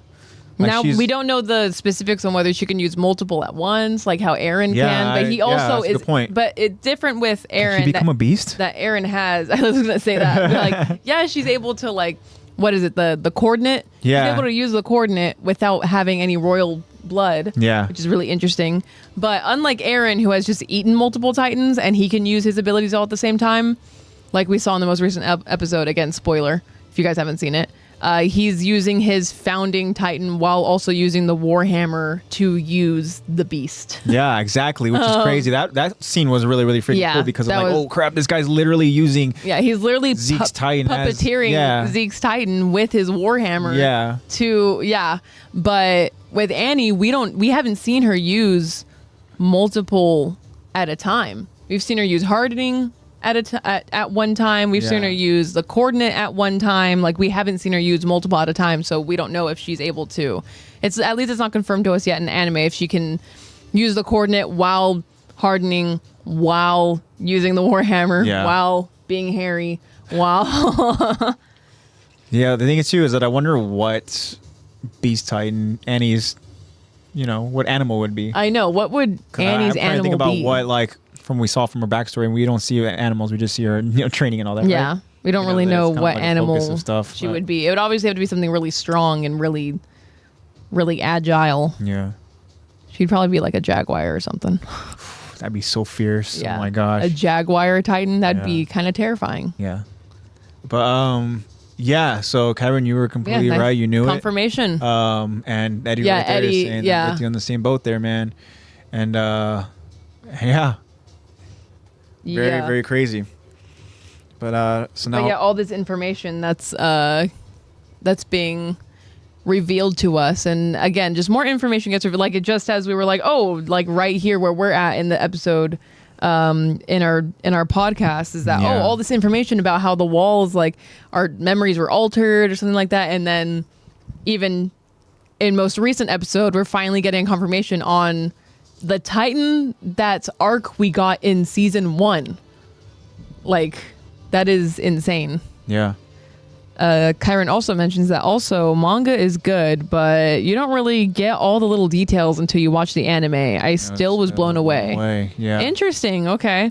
I feel like the delivery when you watch something like happening in front of you it feels more powerful because you get to hear the voices. You've built a relationship with those, like you've built some kind of like association with those voices and the music and everything. Yeah, all the entire experience all wrapped up in one. It's like it really gives you a whole different experience than reading. I'm not saying that reading you still don't get that. Like with reading, you still get that emotion. You still are invested in it because it's more personal. It's just you and your words in the words in your brain. Yeah. But then when you watch something like happen, like the delivery of it too, and stuff, and with these super skilled voice actors with the amazing soundtrack, it's a whole different experience.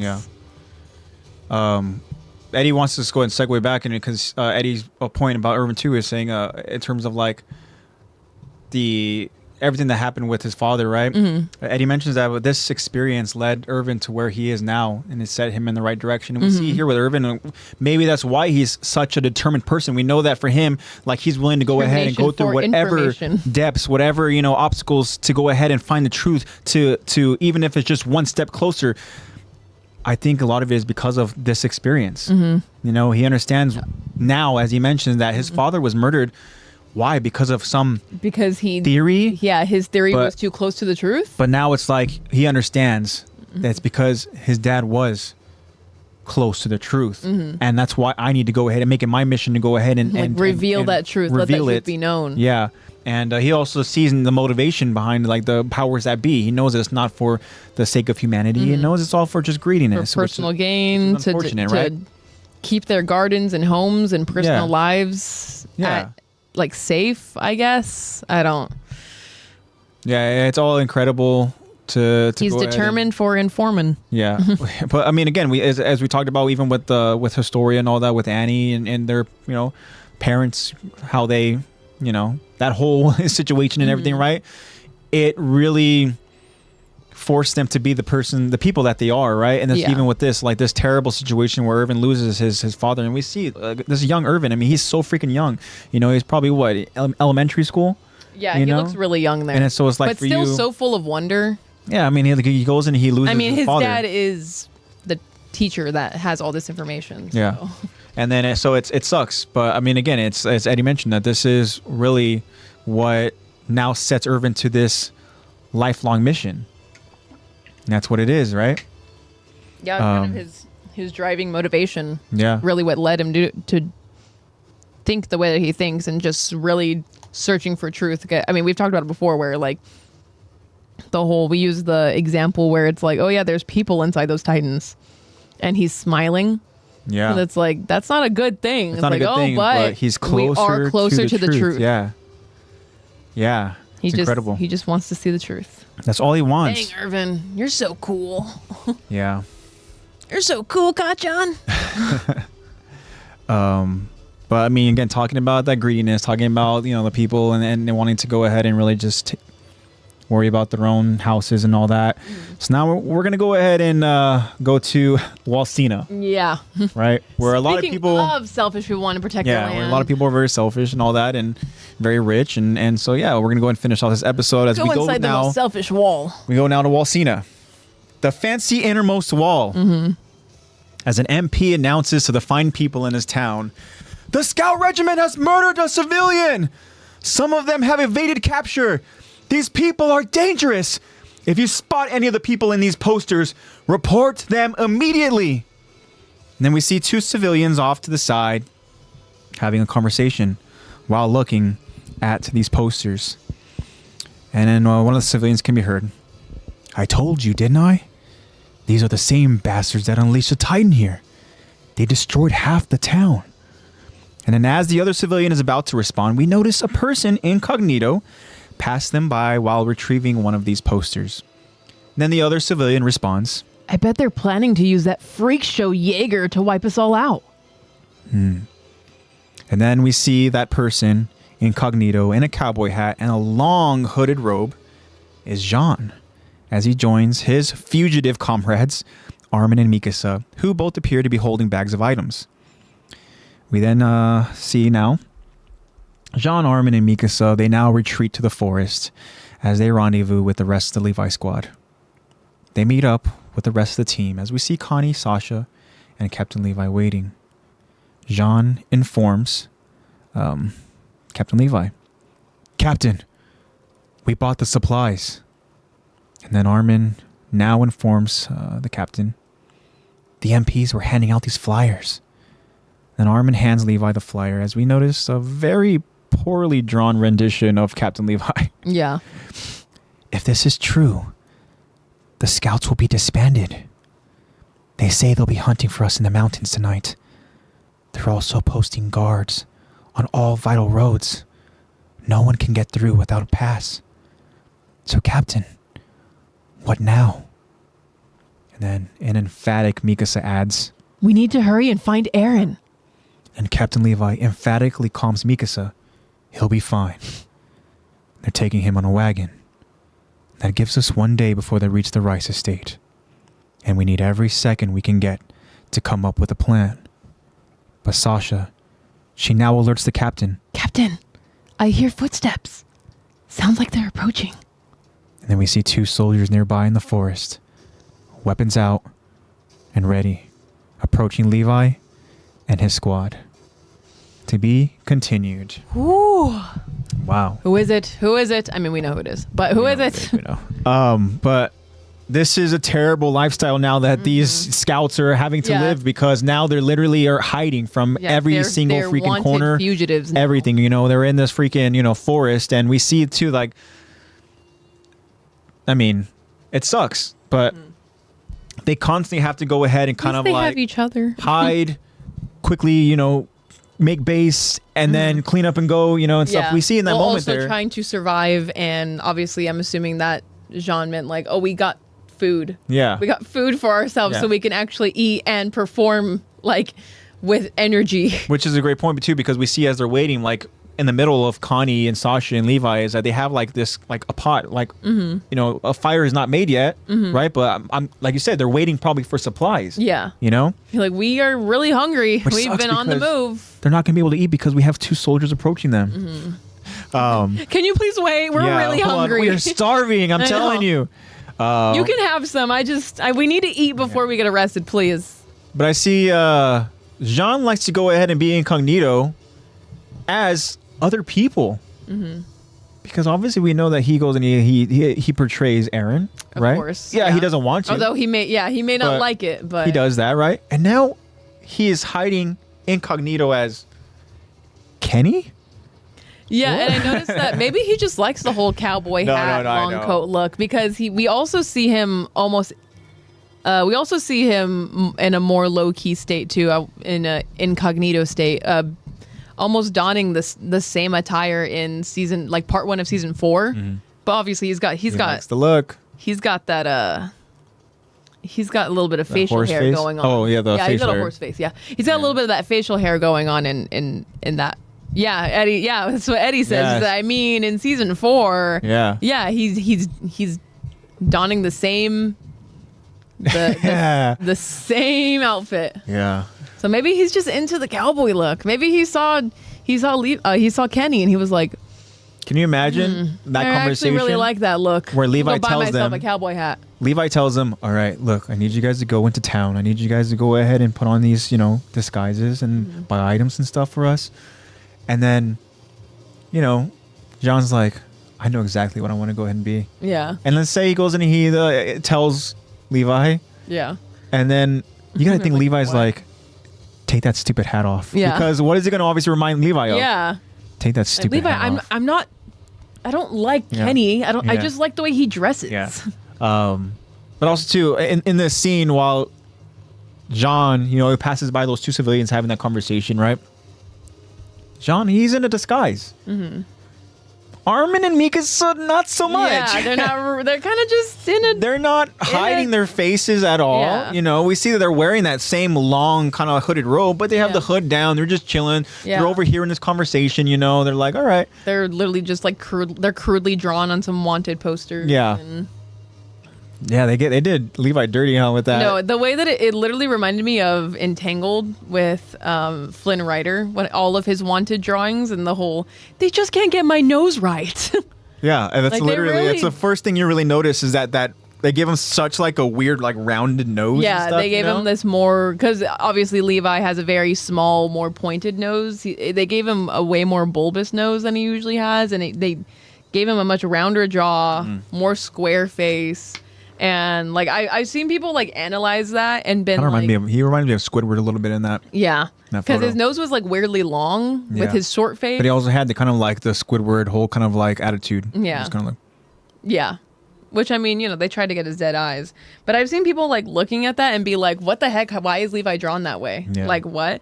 But I've also, like, I guess it's been told that Levi in the anime is supposed to be like an unattractive man. really? Yeah, he's supposed to be unattractive. So, what in that drawing, a lot of people are saying like, oh yeah, in the drawing that we see, like the crudely drawn, the wanted poster of him, I guess it's supposed to be what he actually looks like to everyone. Yeah. But obviously we don't see that. We see a very young, great looking older man who doesn't look his age. Yeah, exactly. Very skilled, Very short surprised man. to find out how old he is, you know? Yeah. You're like, what? Eddie also, asks- just as surprised as we are to find out Oto's age. Yeah. Eddie asks us, yeah, there's no wanted posters in AOT, right? And I mean, maybe these are their versions of wanted posters because we see that as we're looking at the poster here. I mean, it has like a drawn, rendition of the fugitive or of the person, right? Yeah. And there's like a ton of writing around it. Like there's a bunch of information and stuff like that, and it could. And we're not able to go ahead and read exactly what all that writing is, because it's over in Japanese. But I can only imagine, it's just it probably explains the whole like. What they're the whole wanted situation, for and what stuff, they're wanted and all for, that. what the reward would be. Be careful. This person's very skilled. Yeah, I don't want to be the person going after Levi. Maybe it's a dead or alive wanted poster. Yeah, and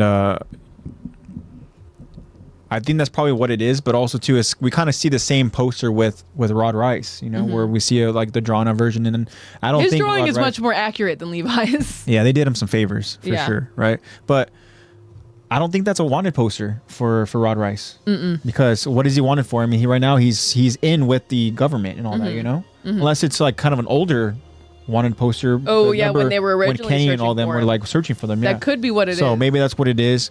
I think that's probably what their version of wanted posters are. Because he looks vaguely the same then as he does in where we are in the story. Yeah, exactly. He just looks a little bit better in the drawing. So, in terms of wanted posters, I mean, I guess that's probably what it is. They're kind of just like flyers, I guess, that they're just handing out these flyers of information about these people that you want to stay away from. I wonder if they have wanted posters that you can actually like buy and hang up in your room, like how like One Piece has. Yeah, I know. All those wanted posters. Yeah, I want to get all the Levi squad, the newest Levi squad wanted posters with the weirdly drawn Levi. Yeah, I think it'd be cool because what the Straw Hats like to do is they like to go ahead and compare. Well, some of the characters, a lot of them. I mean, I say some of them don't care about what their bounty is, but they go and compare what their bounty is, right? And so it's like I picture the camaraderie of being going wanted. back, and then Connie's being like, "Wait, I'm only worth like 10 berries or something. I'm only worth this and this. Like, are you kidding me? I'm only worth this amount? What?" And then he's looking at Sasha's like, "Why are you worth 15?" Yeah. Like, that would definitely be what they would argue about too. And Sean would be like, "Why are you worth that?" Sean would be like, "Shut up. That's not important." Wait, what am I at? Yeah. What am I? 25. All right, cool. Whatever. And then, you have like Armin is going to be like probably like 50. Mikasa is going to be like, 1,000 or something like that, and then you got Levi. I would think that Armin kind of boosted himself up there since he's actually killed someone now. Yeah, that's what I'm saying. He's at 50. Yeah, he's at 50. Yeah, you have Sasha at 15, and yeah, Connie's over at 10. Connie's and then, at 10. Yeah, they're like, yeah, I guess you could bring this dude in. Yeah, and then I think that would be kind of a funny little dynamic, is that them kind of looking at their own wanted posters and then comparing the bounties and be like, wait, why do you have more than me? Yeah, that would definitely happen too. That would definitely happen between them. And he mentions that Levi is going to be the most expensive, dangerous one because of how freaking dangerous he is. He's definitely going to be the most expensive one. And I think, Levi has got to be, in terms of AOT, if there is a bounty that is the most expensive out of every single character, I think that Levi is second. Okay. At this point of where we're at in, the final. Okay, yeah. I mean, Aaron's got to have the most, I was going to say Aaron is definitely up there. Yeah. Because it's like this dude has a power. Or whatever one of the civilians describes him as, the Jaeger freak, whatever. Jaeger freak, yeah. Kyra says that slow motion tree falling scene still goated. Aaron got a cod kill streak. All right. Yeah, I mean, I think that's probably Aaron's probably got the biggest bounty. Yeah. He has to. I think so. And then Levi's got to be there just because of, how he's literally a cockroach. Can't get rid of him. You just can't. And then obviously Mikasa is always like, why does he keep getting stolen? Yeah. She just we wants need to get Aaron. him. Like immediately she's like, we need to find him. Like calm early down. on. We have time. She didn't say, look, we need to hurry. We need to get Aaron and Historia. Yeah. No, we need to hurry and get Aaron. Aaron. I could care less about Historia. About literally the next queen of the country. Yeah. And I mean, Mikasa has admitted herself, like, towards the ending of season 2, like when she was talking about, like, when she was talking to, during that big fight scene, when she was talking to Historia while she's, like, shielding Ymir in her Jaw Titan form. Yeah. Being like, listen, I only have basically she was saying, I only have so many fucks to give. Yeah, exactly. Sorry. So get out of my way, Yes. or I'm cutting. Like, or I'm killing you. Yeah. Yeah, exactly. Because I care too much about all these people, so I can't care about. Sorry, you just missed the list. She literally has exhausted every bit of like caring for others as she can. You know. Yeah, she's like, I'm sorry, I can't anymore. I care about one person. Sprinkle in a little bit of Armin in there, you know. Yeah, but like, I care about one person.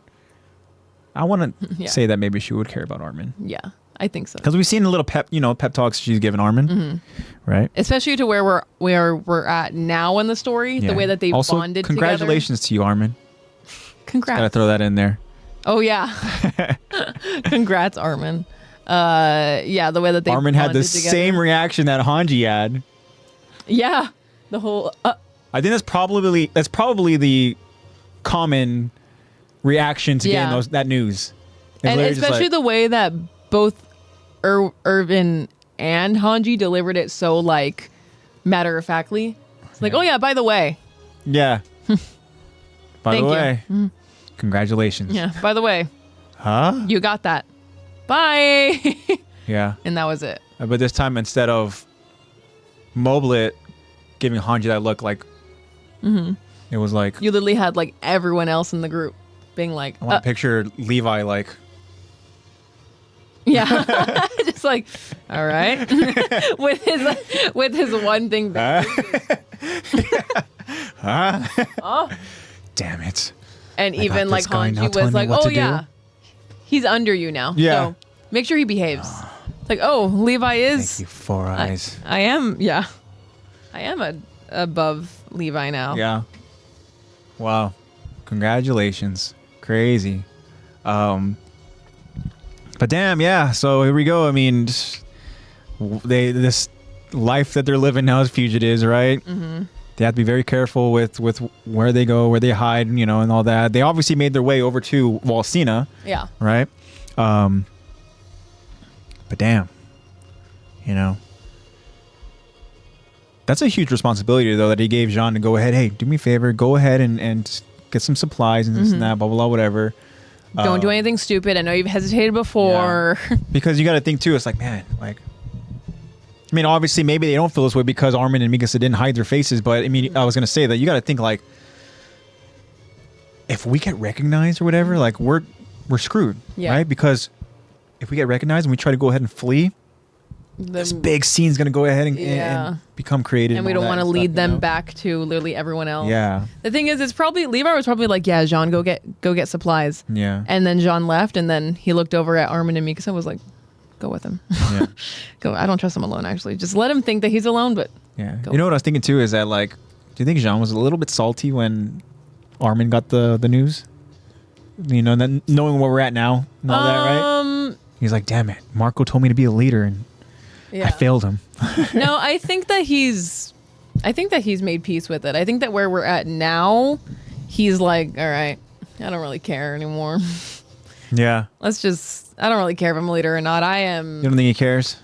I mean, I think he's as much as a leader as he can be where he's at now, literally trying to save all of humanity. Yeah, see, Eddie thinks that Jean was the most deserving. Oh, right? Eddie said he would have chosen Jean. I would have chosen Jean, not Armin. Not Armin. Oh, interesting. Man. Very, okay. very interesting.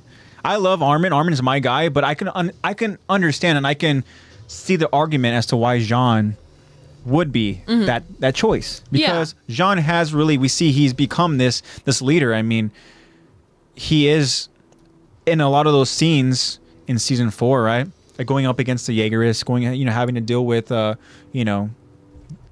government or whatever and stuff like that. Like Jean is the one dealing with all that.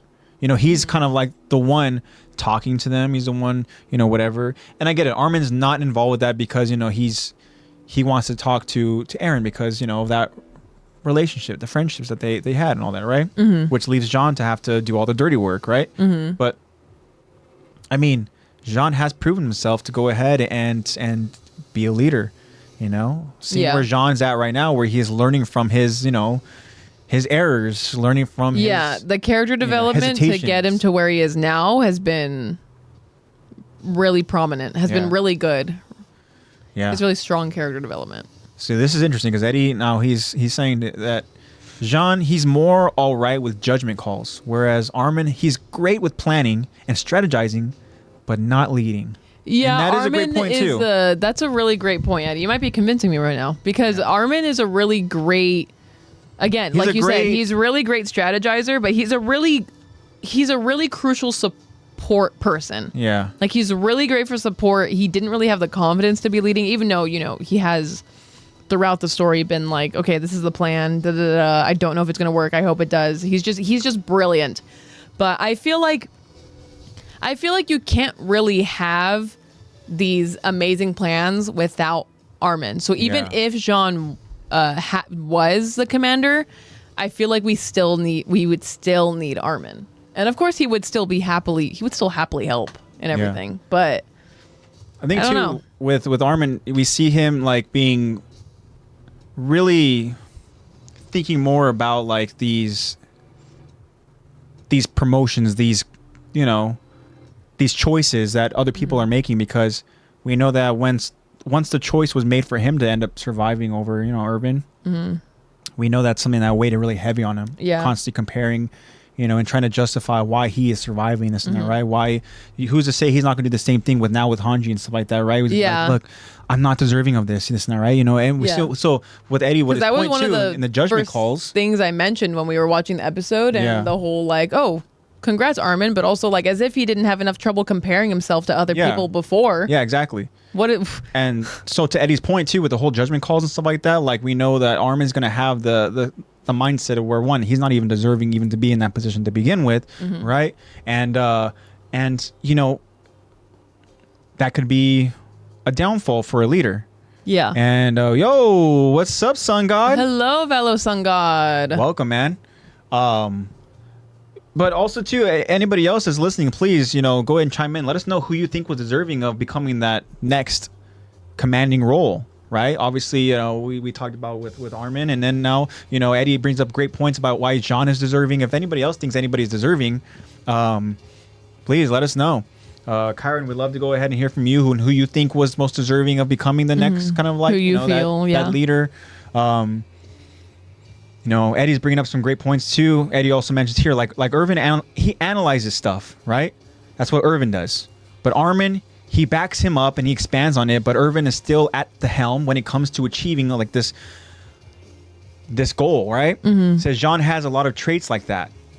It says kind of like what Flock wanted to do with the Aegis. As much as I hate Flock was kind of like that Jaegerist leader, right? Yeah, he definitely was. That dude was determined till the end to be a pain in my ass. Yes. Oh my god. I hate Flock so much. Even when we last see Flock, like bro, he's the just worst. Die. Yeah.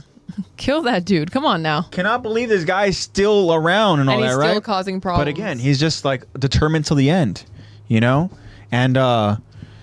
And yeah, I mean, again, Eddie's bringing up some great examples, great points and stuff like that, and Irvin, Irvin, we just talked about how determined he is and really what maybe that motivation stemmed from, and that being his father's death. And as unfortunate as that situation is, it is the driving force, as Lexi said.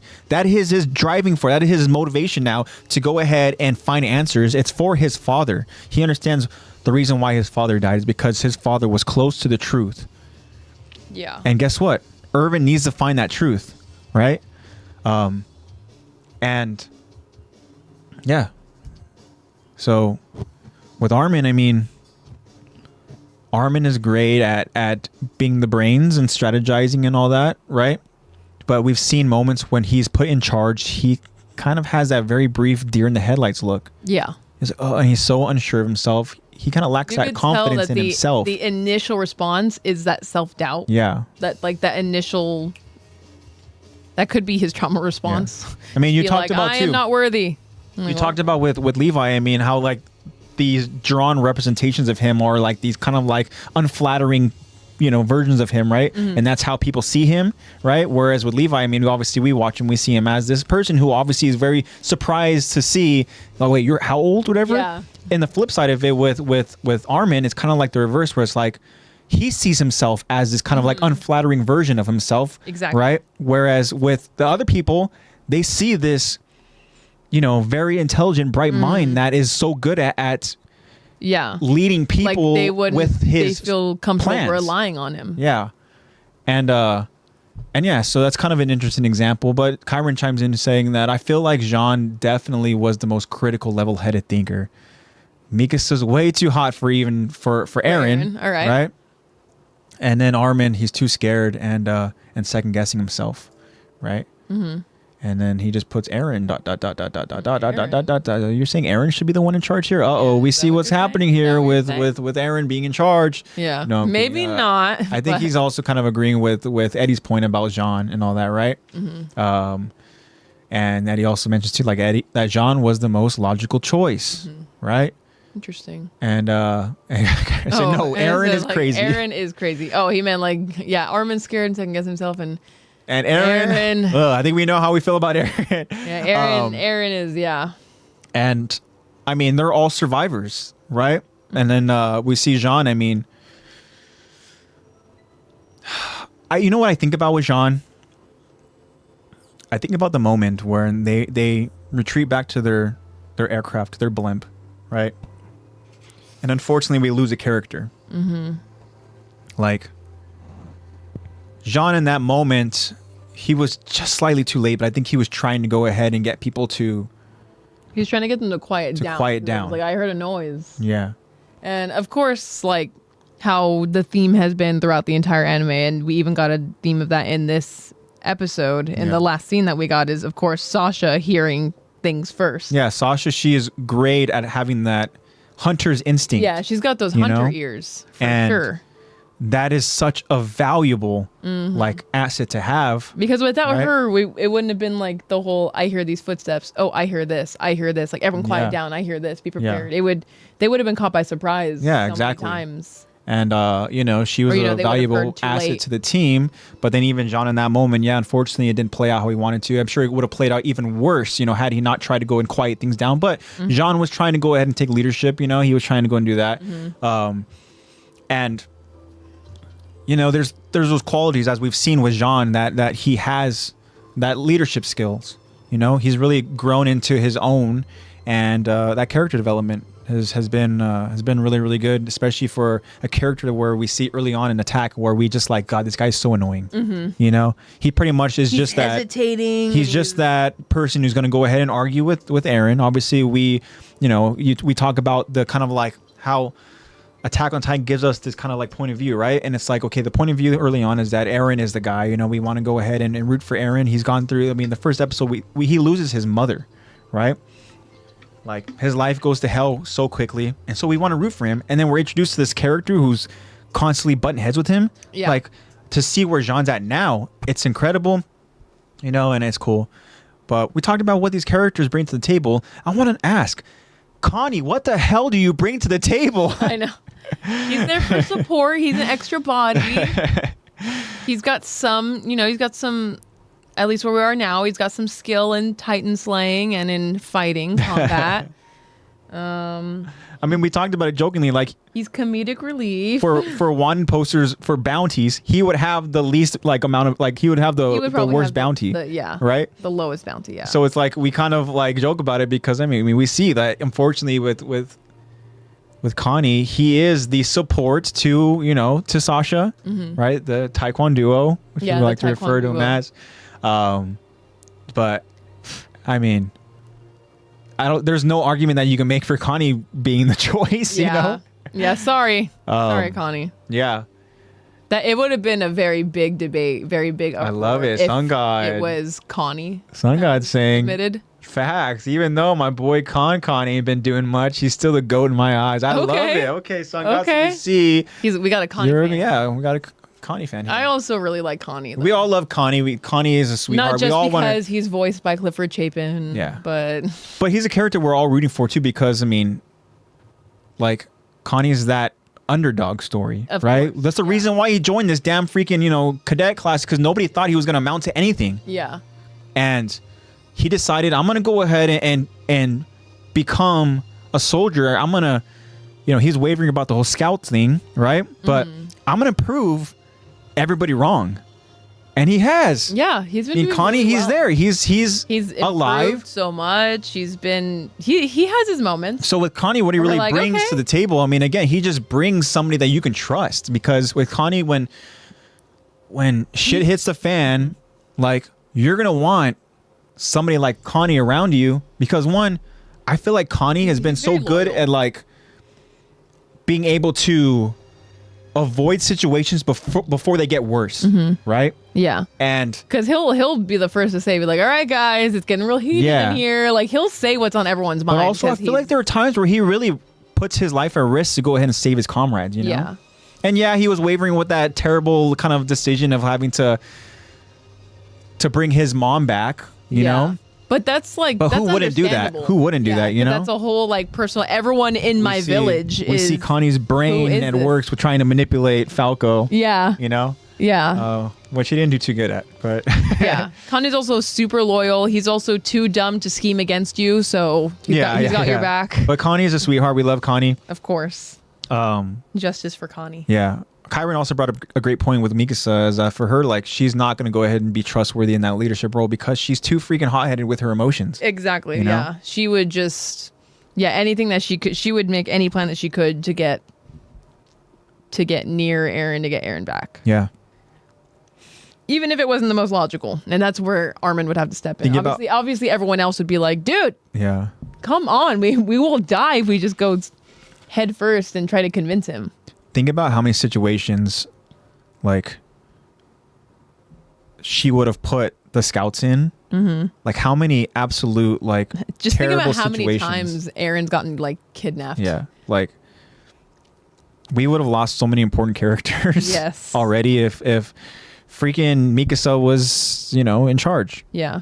Levi would have gotten more than just, he would have more than just hurt his ankle with the female Titan. It would have been more than that whole trying to get him back from Rhina and Bertold, and trying to now get him back from the government. From Rod Rice. Yeah.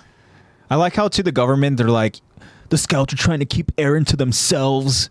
Yeah. Like, no. You guys didn't even want him to begin with. Like, literally, you guys wanted to go ahead and keep him in this freaking locked up in this dungeon. You wanted to dissect him and kill him and all that. That's what I was thinking too. I was like, you guys didn't even care about Now all Eren. of a sudden, you guys saw him as a burden. You guys are so selfish. You guys are keeping Eren to yourselves, probably using him as this weapon and this and that. Like, bro, guaranteed you guys were going to do the same. You didn't even want him.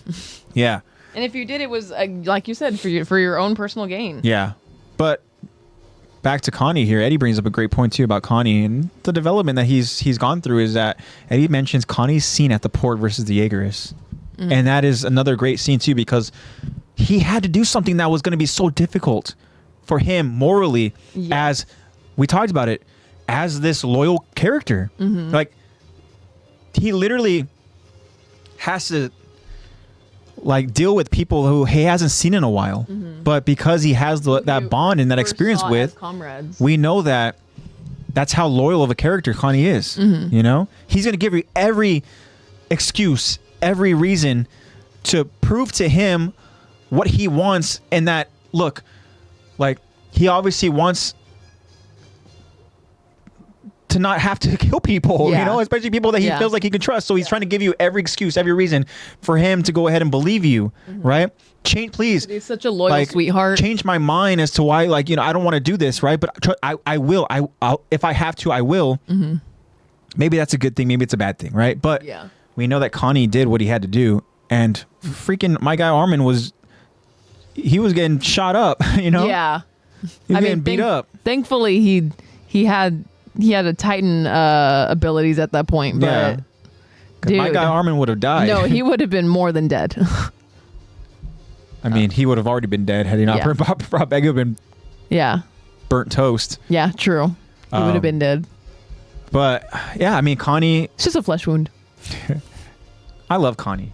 As I'm thinking about it now, I'm like, I do love Connie. Yeah, his loyalty doesn't really get a whole lot of recognition. Yeah. Connie's kind of just there for rotisserie Armin. Connie is really utilized throughout the story as some kind of comedic relief. But yeah, when you really dig in to Connie's skill set and what he's done for the story. He's this really loyal, really sweet guy. Yeah, you know how much I love loyal characters. Yeah. Like I'm a loyal person, and so whenever I go ahead and watch an anime and I'm being introduced to a character, and as a story develops and I see that person is loyal, more often than not that person is going to be like one of my favorite characters. Yeah. You know? Exactly. So, and that's why even with Armin, like so early on, you go ahead and you see Armin and how caring of a person he is, how loyal he is. He's got that selfless how sweet loyalty. he is. We see early on, like he is this underdog story, you know, and all that. And, you know, we see too, like, as we mentioned, the lack of confidence that he has for himself, you know, as we see him start becoming, you know, more and more important to the story, you know, you can't help but just root for him, you know, and that's why I love Armin so much. And now thinking about it too, that's why I love Connie so much, because Connie very much, we don't see as much of it because we don't go too much into his backstory. It's not as we don't learn about his upbringing, his childhood, but it's very clear that Connie was kind of like the idiot in the town, you know, like nobody took him serious. Nobody thought, again, he wasn't going to go ahead and be the village fool of importance and everything and stuff like that, you know. He wasn't going to amount to anything. But here he is now. Guess what? Everybody else in Raguko, you guys are all dead. Yeah. You know what? You guys are all stupid, stinky titans now. Dead. Who's the dumb one now? Yeah. Not me, because guess what? I'm alive. Yeah. Wait. I'm the only one alive in my town. Like, wait. And Connie's that type where he's going to realize, like, oh shoot, I'm the only one alive. I'm all that's left in And Raguko. he's that sweet of a person, you know. He's gonna be like, damn it, you know. Make the realization. He's just a little slow. And then Sasha's gonna be like, it's okay. He's like the dumb version of Armin. Yeah. Definitely. But Eddie's got some good points as far as why Jean should have been the choice. You know? You might be convincing me. Obviously, Hanji didn't trust Jean enough. Maybe she just didn't know him enough. She didn't hang out with him enough. Yeah, I know. She was. Oh, Sasha. I know. Kyron, though, that scene, though, of seeing what happens afterwards. Oh, man, that brought, like, so much emotions to me that I just loved and all that, you know. I was so close to crying. But seeing that they're there and they're watching and they're rooting for them and they're, oh my gosh, it was so beautiful. Are you talking about Han? Well, I'm talking about, what we find out happens. Oh, yeah. Okay. I don't want to get too much because I know we gave 2 weeks and this and that, you know, but Kyra says even sadder in the anime. No, yeah, we really cried to that. Yeah. That was really, The fact that they made it even sadder for us. It was so bittersweet. Like the fact that, like, because normally you would think, like, with the manga, there's more information, there's more details, it makes it more sad and all that, right? But the fact that the anime made it even more sadder is just like, oh my gosh. Sadder, yeah.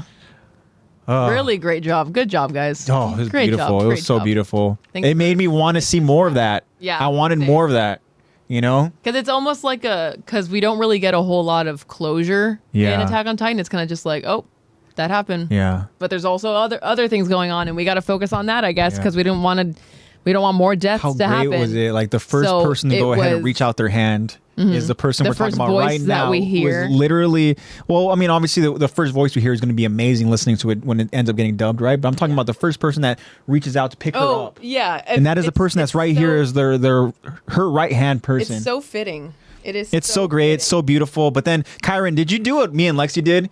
Did you go ahead and pause that scene to see if you could recognize the other people? We literally paused like all the like angles that we could and just like there it is. Tried to name them all. Trying to like remember them all, naming them all. We're like, where's this? And then we're like looking for all the others. We're like, where's Ian? Where's? Yeah. And then Lexi goes, there's only one person wearing the upgraded kind of the new scout uniform. The more modern scout gear. And we know who that was. Who that is. And obviously I'm guessing that they're hiding her. Yeah, we're waiting for that. Yeah. But that was such nice we don't really get like I said earlier, we don't really get a whole lot of closure in Attack on Titan. Yeah, we don't get so that was nice. We don't get those nice things. Even though we cried and it made us really sad, but it was nice. Yeah, Kyron said the quality wasn't good enough for me. Well, I agree. Trust me. We would have to wait for it to load in. I think maybe even too, like in terms of like the quality of how it was even drawn, I think the purpose of it was on purpose to not be able to recognize not a whole lot of it was enough for us to be able to recognize some people. And even then just Thankfully, off of the hair is able to really, you're able to really tell who they are, and obviously like who's around. But even them. exactly who they were around too. You know, you kind of it was like, oh, that's Otoa's hair, and then we saw OG Levi Squad. Yeah, you know, it's like, oh, cool, there's Otoa's hair, and then it's like, oh yeah, and then there's a girl next to it that's got to be Petra. Yeah, you see and then Petra. There's Gunnar, there's Eld. Yeah, and it was great to go ahead and see that, you know, and we see people that, you know, we lost early on in season 1, you know, like people were maybe they didn't get the recognition they probably, you know, deserve because, you know, they've been doing this stuff for so long, you know, having to deal with all the way that we still recognize them though just shows like how impactful these deaths are in Attack on Titan. Like, yes, there are a lot of deaths. Yeah. But they're all so impactful that you remember them. Like even something as small as like we see the couple, the girl that tried to give her her boyfriend that was resuscitate his torso. Yeah, it's literally just his torso, and she's trying to give him CPR. Like that's I think he's dead. Not gonna work. Yeah. I don't know if you know what the problem is here. She's like, Armin, help me, son! Just help me! Like that's I can save him. Breathing is not the problem that he's going through right now. Yeah, you're actually pumping more of his blood out of him. You're actually killing him. Damn, Eddie's. Yeah, like, man, Eddie like I know who they are. But yeah, like even so much that we recognize them and everything, and yeah, that was an amazing scene. Yeah, it was so cool. Yeah, like you said, we don't really get a whole lot of nice things in AOT. I'm excited to analyze that episode in 3 years. Whenever we eventually get to it. Yeah. Golly, man, there's so many freaking cool moments there. Yep, same. You know, Irvin and Mike was there. Mike, of course. My guy Mike. Yeah, we saw a good amount. You know, some people brought their horses. Yeah, Nanaba was there. Mm-hmm, That's why I was even looking. I was like, where's my guy Gelger at? Yeah. And I think Gelger was somewhere, you know, he was in that mix, but, you know, he's kind of, again, very poorly drawn. Mm-hmm. Yeah, we were like, I think that's his hair. But I don't think I saw Marco. No, we did not see Marco. We were trying to look, and I was like, okay, he's got to have his another... Spoiler, Marco's actually a Titan user, and he's going to be revealed at the very end. Remember that theory we threw out there? Yeah, that was one of the theories where it's Marco was actually the one behind everything. He's the master manipulator. He was, you know... Yeah. You would think that he's this really sweet guy that everyone loves, but actually... That was like the twist where like, what would be the craziest twist if you saw a character turned, you know, evil or whatever? Yeah, it was like, oh, Marco. Yeah. He's actually the user. That one, and then we also speculated on if like Krista was revealed to be the female Titan. Mm-hmm. Yeah. Like, what? This sweet little innocent girl is the one freaking killing all these people so brutally? It's really fun to look back and see like the theories that people had just based off of like... And theories that turn out to be correct, like Kyron's theory about freaking the female Titan. Yeah, the female Titan. Yeah, Eddie and Kyron coming together. Yeah. And being true. And then the other theories, I mean, you know, there's some theories that are a little out there, like the whole... I mean, again, I think we all thought this when we were like... What? When we saw Zeke, and then we see the background on Irvin's dad. And we're like, oh, yeah. Glasses and blonde beard. Glasses and blonde like, beard. how is he... But it's really... Because there's I mentioned them before. There's this YouTube channel that I'm watching where there's these two guys... So it's a group of 5 friends. 3 of them have seen Attack on Titan and 2 of them haven't. And they're like anime haters. So it's like, oh no, like you can't hate anime. Like you got to watch Attack on Titan. Yeah. It's the best anime. Like you have to start watching it. And they're getting so invested in it. And they're like, oh, I think I would. They probably have so many questions. Yeah, I think I judged anime too quickly. Like, what is this? Like, it's not what I thought. Like the stereotypical like anime is. Yeah. And like as they're watching, it's really cool. Like they have this whiteboard that they write down their theories in. Really? Yeah. They're like, I think that Grisha is the armored. Or they're like, I think that, like, seeing their theories is so interesting. That's an out there theory. Yeah, well, because they were like, I want to know where Grisha is. Where's Grisha throughout all this? His son is a Titan. Yeah. Like, oh, yes. Well, how do you think he became a Titan? How do you think he became? Yeah, it's really funny watching that, being like, dang, I was once in your shoes. I know. Now I know. Now I know too much. I know. Now we're like Aaron. We're just like, oh my god. I know. All the freaking memories. I know. Now I have all this information in my brain. Oh. And I can't. My brain is. Get it out of my head. Yeah. And I just can't hold that much information. It's so. I mean, my recent CT scan let me know that I actually have a lot of brain in there. Just don't know what's wrong with it yet. I haven't gotten the results yet, but I have a lot of brain in there. I'm just not using it. Yeah. What if he's like, actually, it's full of Attack on Titan lore. What is this AOT? I know. I see. Imagine if they actually look at like what it's content is in your head. Yeah, it's like the pie chart separations of like, okay, it's 30% Attack on Titan, 40% like volleyball. I see where your loyalty stands there, huh? 40% volleyball, huh? Interesting. It's kind of dwindling down because I can't play right Interesting. now. So it's you guys all heard it here. It's at like she obviously 25 cares more right about now. volleyball than she does AOT. I mean, something Wow. I do 5 to 6 times a week. Something I do maybe something that's twice awesome a here week. that we do with all our friends here, you know, and all that. I mean, yeah, I get it. What if you know what? It's You're turning them against me. you know, obviously it doesn't mean much to you. 30%? Wow. I can't have like 10% survival, like breathing and eating and sleeping. No. Yours is like 100% Attack on Titan. Mine literally is like, I'd probably say honestly, like, yeah, it's 50% Attack on Titan. I would say 30% probably I'm looking One at Piece. 50%. 50%. Yeah. 30? No, not 31 piece. No. Okay. Yeah, 15 you need to One leave, Piece. Lex. You need to leave. You need to leave. Yeah, let's put Kyra. Yeah, Kyra's trying to move up there in the corporate ladder. Kyron's trying to climb the ranks here. Like now that I'm a part of the creative team, Yeah. let's put me up there. Yeah, definitely. I agree. Yeah, you're like, you know what? Let's have maybe Lexi shouldn't have been the commander. Now the whole Jean Armin comparison that we're doing. Now it's That's what it is. now it's Kyron and me. Ugh. Well, glad to hear everything's all good up there. We don't know yet, but hopefully. I'm guessing that if they saw something like really out there, they would have said something immediately. Really out there, they'd be like, Yeah, Wait. like you don't have. like, what did you see? Oh, no, nothing. Yeah. We have to run more tests. Yeah, actually, it's just a Nothing. little blurry. I just gotta. Yeah. Can I see? No. You left one of your piercings in. It's just in the way. Yeah. Thought you had a bullet in your brain, but it's just your eyebrow piercing. Yeah. Yeah, I had to take out all my piercings. It actually took longer than the actual scan itself. Yeah. But, you know, it was fine. Also helps if you're not claustrophobic, right? I had my eyes closed the whole time.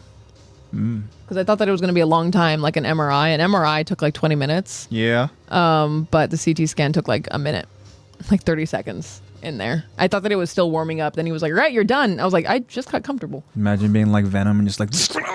Yeah. I know. I just start. Like, holy crap. And you find out you have a symbiote. Yeah, that's what's wrong with you. You actually have have an a parasite. alien. Yeah, you have an alien living inside you. And he keeps craving, And then- what is that? Funyuns? In and out? Like, then that's what that You'd is? be like, well, explain the voices. Yeah. Interesting. The voices in my head, yeah. Yeah. That I could use to voice act. Yeah. Funyuns and in and out. That's Yeah. solid. He doesn't want brains and, yeah. He just wants Funyuns, in and out, chocolate, 3x3. cereal. Cocoa Krispies. 4x4. Yeah. Firelight. Gimme. Yeah, that's what it is. And we all got a little. We all got a little parasite in us. We all got a little venom. That's the quote of the day. We've all got a little parasite in us, don't we? We all got a little something wrong with this. Everyone's weird. Everyone's a nerd in their own way. But damn those people of Walsina. Too fancy for their own good. See them all having their, top hats and they're all fancy clothing and everything and stuff. Yeah, and so did Pixis. Yeah, He yeah. had a pretty commendable top hat. Well, he has to look the part because I'm sure that, remember early on when he was playing chess with With, was it Lord Vold? Vault, yeah. Yeah, Lord Vold. Lord Vault. The fatty. just fistfuls of cookies. Yeah. I win again. Wow. Yeah, you win again, yes. I like the way that the Pixis, scout. you are so stupid. I like the way that the scout totally was just like, "What? Like, you don't want to keep playing chess with me? Like, with all due respect, it'd be pretty boring because he keeps letting you win." Yeah. Like, what? Huh? Like, anyways, let's go. The way that Pixis didn't even deny it, he was just like, "All right, get the carriage ready. Let's go. Yeah. Guess I got to do my job. Let's go do it." And that was the last we saw of Lord Vault. Yeah. He we haven't seen ate it and at drank all. himself to death. Probably. He probably did. We miss you, Lord Vault. Is that nobody? Oh, we don't. So hold on, let me ask you. If you are the captain, right? Are you like not eligible to become the commander? I guess not. Or do we see like Levi's on his last legs? Unless we don't you need to give become him commander and then you need someone else to be captain. Oh. Like it probably ends up being like a whole. Because like a was whole he not ladder was he thing. not a choice? He probably Or, like, wasn't because he was just Hanji's like Captain Levi. But also Hanji She took was section commander. that who she- took her job. I don't know. Yeah. Who took the section unless she just had both. Yeah. Like, But, I like, am just commander. Part of it too is I think that Hanji enjoyed throwing in that last little jab of being like, yeah, the captain there, he's under you now. Yeah, he's under you. Make sure he behaves. And then they just literally like send chills down Levi's Yeah. spine. He's like, ugh, Oh, no. damn it. Something else I wanted to add about Levi that I thought was pretty I thought it was pretty interesting. I saw a pretty funny TikTok about it though. Really? But You can't remember it? Was that Because you have 40% of volleyball in your mind. yeah. So it's But easy it for you to was forget. the spoiler for most recent episode. It was when Annie is obviously saying bye to all them because she's like, I'm done Yeah. fighting. She's saying goodbye to all them and they're all waving bye to her. Bye, Annie, bye. You have Levi just there giving her major side eye because you know he didn't forget what she did to his squad. Oh, how could he? You know he did not forget the way that she just completely How do you think they felt demolished them. watching from the other world? Yeah. Oh my gosh. Yeah. like, so "God damn it, we so gotta the root way for this that girl." Kyra knows exactly Yeah, what I seen that. Yeah, they Kyra's know seen that, of exactly which course. one I'm talking about. I actually think maybe Marco sent it to me. But Ah. yeah, it's the whole like he was giving her major side eye because it's like yeah, everyone's like, "Okay, bye Annie," like whatever, and he's just like I Yeah. didn't forget. I did not forget what you did. I am a hopeless romantic, and so I Side eye. loved that moment when, you know, she's like that conversation with Armin, and then all of a sudden, Armin blushes because Annie's kind of like, you know, Yeah, very much insinuating. yeah. Like, But then all of a sudden, Armin starts also insinuating, and then you Yeah. see Annie start blushing. yeah, he comes sitting, just starts sitting next to her, and then And it's funny because then Mikasa picks up on it. Yeah, Oh, when did this happen? yeah. When did what happen? All right, Well, keep your secrets. it all happened when I ate Bertold. Yeah, And then all of a sudden I got these memories and I started, you know, kind of crushing over on Annie. And so I decided to go ahead and tell her every single thing, every single day, over and over and over again, thinking that she wasn't listening. And then all of a sudden I find out she's listening and now she knows my feelings. And oh my gosh. yeah. Mikasa, what do I do? I like that Mikasa tried to like have a little girl talk with Annie about it.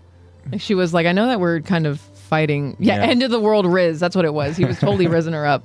And of course, Mikasa was trying to be like, when did this happen? Like trying to Yeah. have some girl talk with Annie during the end of the world. And she was like, when did what happen?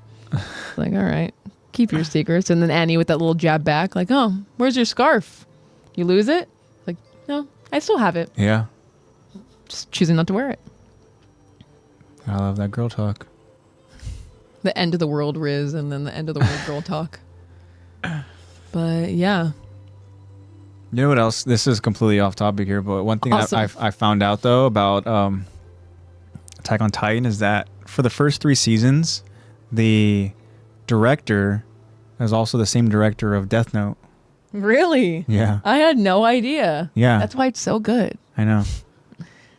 So yeah, I didn't realize that either until how did I So find the out? first 2 seasons? 3 First 3 seasons? of Attack, Dang. yeah. Okay. The same director. And it's around the same timeline, I think. Is it? I mean I think that, Death Note came out before yeah. Attack on Titan, but dang. Okay. Interesting. I think we're All right. 2 hours and 15 minutes in. See if there's anything else we need to go and talk about. I think we covered it all. Yeah. No more final thoughts here. We can hear the Oscars. They're playing us out with the music. Yeah. So we gotta what's get outta going here, on. guys. Yeah. Your speech was too long. Yeah, speech is way Get too out of long. here. They've been playing music for about an hour now. Yeah. And we're still up here talking. I dropped it. Again, you just can't avoid it. Anyways. But yeah, I think we're good to go, right, Lex? Yes, We I have think a we are. finale of The Last of Us to watch. Yes, we do. I have some real quick homework to finish. Oh, that sucks. Yeah. All right. But I'm basically done with it. Eddie hasn't seen Death Note? AOT description, it says that. Oh, okay. So, gotcha. Oh, it does say it in the AOT description. I clearly didn't read it. So, Eddie has given us so many awesome little facts and awesome little side notes and stuff like that, right? I think Eddie would really like Death Note because just talking about that kind of like that the anime is like critical analyzing using. Oh, Kyron, you too. Everything. Yeah. What Death the heck? Note is so good. That's my favorite anime, guys. You need to watch it. Yeah, it's so good. Also, too, you mentioned about how you like that YouTube channel you watch, whatever, right? Where people are watching Attack on Titan, yeah, Attack on Titan for the first time. And then we have people who hate anime. Well, that kind of reminded me of like these heavy metal like fans of the music, right? They don't watch anime. They don't know what anime is and this and that. And Kyron, stop! Don't throw it in my face. So they don't watch anime. I want to say they have the same mindset, whereas like, oh, you know what, like anime is so dumb, whatever. Because I don't know, but yeah, they reacted to the rumbling. Okay. Right, and they heard it, and instantly they're like, okay, you could tell they're into it, right? Just immediately intrigued. There was no kind of a grace period where it's like, oh, let's give it a shot. No, it instantly was like, it was just like, oh, all right, I'm interested. This is right? pretty good. And so they go ahead and they're like listening to it. They're watching the music video and everything. And then I remember the reactions were like, hey, I think we need to start watching anime. Yeah. If anime is like this, we need to start watching it, you know? Well, the thing, I think it's really funny that people who like haven't experienced certain things for the first time, a lot of people use Attack on Titan for that first experience, whether it's anime or, you know, the whole openings, everything. Usually it's to lead people into anime because they started off with the best one. Yeah. But it's also kind of a curse because you're starting with the best one and then it's just like anything else after downhill that, unless you watch Death Note. But it's kind of, well, I mean, there's different strokes for different folks. The one you got me to go ahead and start watching, right, was My Hero. My Hero, yeah. Yeah, and then we went to Attack, right? And then we went to Death Note, right? And then we did Tokyo Ghoul. Yeah. Because that was one we're kind of like, oh, well. Yeah, we're like, what else can we watch? And you're like, I think you might like Tokyo Ghoul, and we watched Tokyo Ghoul. Yeah, like that one's also, it's just because it's like a good classic anime that just like, it's just like one of those like golden fine wine ones. Yeah, definitely. And then you said that we're going to do One Piece next. Nope. Right? You want to give One Piece a shot. I don't think I said that. I did say that you should watch Chainsaw Man though. I know. It's really on. Good. So, you know, I'm throwing stones here, guys. I'm sorry. I want to apologize to you, Eddie and Kyron. I know you guys have that on your watch list, just like how I have all these on my watch list. Yeah, we have. Okay. I have anime on my watch list. We all have anime on our Oh my gosh, my anime watch list is huge. Yeah. It's gigantic. But yeah, I wanted to go ahead and throw that little side note in there about people not watching anime and being introduced to certain things and now wanting to watch anime. So who knows if those heavy metal fans watched anime because of that, but yeah, I also saw they reacted to the second theme to Death Note. I was going to say that they should watch Death Note. They're like, okay, definitely same thing. They were interested. But yeah, very, very cool. Death Note. Love it. Love it. Here we go, guys. So I think we're finally going to get to a close here. Finally. After we thank you guys for another hour, we're going to finally sign off. We want to go ahead and shout out again to you, Kyron, for being our creative manager on TikTok. Yes, thank you, Kyron. So let's give another round of applause for Kyron. Hey. Excited to see what you come up with. Well, yeah, guys, wraps up another episode of Attack Talk podcast. This is season 3, right? Remember, guys, new episodes are streamed live on Twitch. Make sure to follow us at Attack to Talk Podcast on Instagram for all of your updates. New episodes are published every Friday on our many platforms. And make sure to check out the link tree, as Lexi mentioned earlier in this episode. Check out that link tree so that you guys go ahead and find all of those many platforms that we are available on. That link tree is available on our Instagram profile page. And that, again, is at Attack to Talk Podcast. Make sure you guys go and follow along, as I mentioned, with Kyron taking that responsibility. That's such heavy responsibility. It was so heavy that we just couldn't do it for 2 years. Yeah, we couldn't. Know? Yeah, I just happened to not be able to do it. For collecting dust. Kyron came to save the day. Make sure you guys go follow at again, Lex, Attack to Talk Podcast on TikTok, right? Yes, it is Attack to Talk Podcast on TikTok. That also is available on the link tree. We also want to give a huge shout out to our editor, NatePlaysBad. Go support. Check out his Twitch channel, guys. That is at NatePlaysBad. That is available in our episode descriptions. check that out, guys. Thank you all so much for everything that you have done, Nate. Yes, thank you. Huge shout out to you. We really appreciate you. You're amazing. Yes. You're so good to us. So good. I mean, literally, there's no reason to go ahead and be Yeah. this good to us, but we are so grateful. Yes, thank you. Thank you, Nate. Thank you for all that you do. Time for some merch, guys. In our link tree, we have a link to Collector Sesh. We found out now that is an updated name, Collector Sesh. You guys can find them over on Instagram at collector_sesh. You go to that, guys. Go to our link tree as well, right? Yeah, it's There's in a our link link. tree as well. A link for you guys to use. It'll take you It's to been their online updated. store. It has been updated. You guys can go and browse through the different anime items that they have available on their store. Go ahead and search, guys, and see what they got. They have some cool stuff, and if anything you like, go ahead and buy it, guys. Life is just too freaking short. Just get what you want, you know? That's how it is. I have anime stuff all in here from then AnimeCrunch, now Collector Sesh, and You can't take money No to your regrets. coffin, man. Spend it now. We got it. exactly right. But anyways, guys, all joking aside, we have the link in that link tree, guys, for you guys to go and browse for Collector Sesh. They also have another Instagram account, which is Geeky Statues. Check that out as well to see all the different figurines that they have available. Yeah, all the different assorted merch that they have. Another link that we have available in the link tree is a link to the Fandomion online store. Fandomion, especially because we actually have a discount for you guys to use, and that is a promo code, and that promo code is LEX, L-E-X. Yeah, click that link, guys. It'll take you to their online store where you guys can go ahead and use that promo code, LEX. They have so much stuff, so much anime Oh my gosh, yeah. merch, and there's much more. I mean, they have anime and more. It's a lot. It can be sometimes overwhelming. Yeah. And next thing you know, you're like, oh my gosh, there's so much stuff I want to get. Thing you're like, oh dang, I have so much in my wish list. I have Yeah. 20 things in my shopping cart. Definitely. And If go only I ahead had a and, discount to make this cheaper. Hey, but guess what? Lexi You does. do. Lexi has that discount, and that is her name, LEX. It is 10% discount off of your purchase order. So that helps out, guys. Helps Lexi out as well. Yes, please. So click that link, guys, and let's do your shopping. Yes, please. Any updates Or, you know, on if you Fandomion? want to shop for someone else. I haven't gotten anything as of late other than just what I updated you guys last week that they have some new... they've been doing a lot more alternative merch. It's probably Yeah. because I have more alternative audiences on TikTok. But yeah, more alternative merch. And I mean, that's why they're letting me know that they have alternative merch. Not they're making it because of me. I meant they're letting me know because of my audience. And, you know, obviously letting me know some of the more I almost said Attack on Titan. More anime stuff, I mean, including same thing, Attack on right? Titan. Yeah. All right, guys. So now we got to talk about some creative people. I mean, Very there's talented. a lot of creative, talented people around us. You know, we have a few of them. We have people joining us here that are very, very creative, right? And you would have no idea.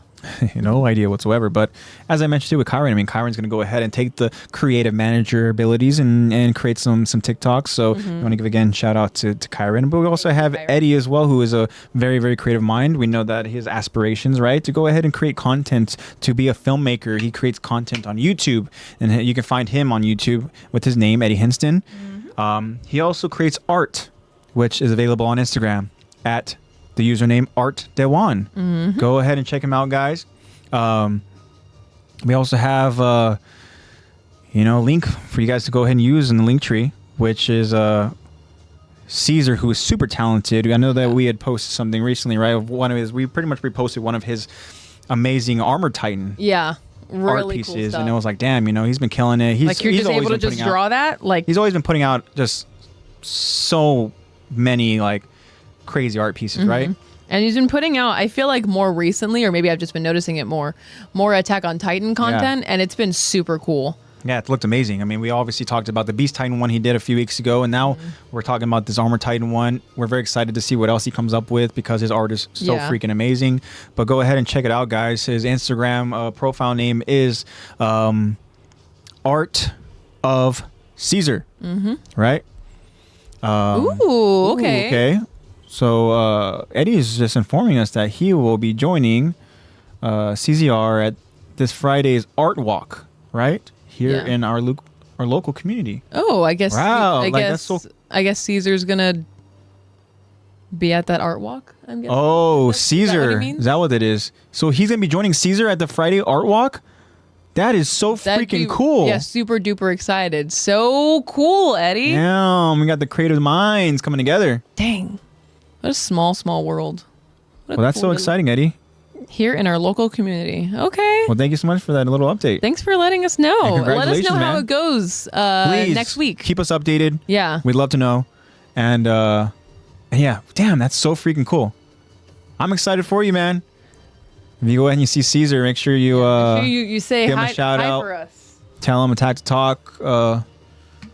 You know, Tell him we love him. we support him, man, and he goes and he keep creating all that awesome art. Damn, that is so freaking Dang, cool. That's really cool. Hell yeah. Thank you so much for that, Eddie. Aw. Yeah, snap Yes. a picture.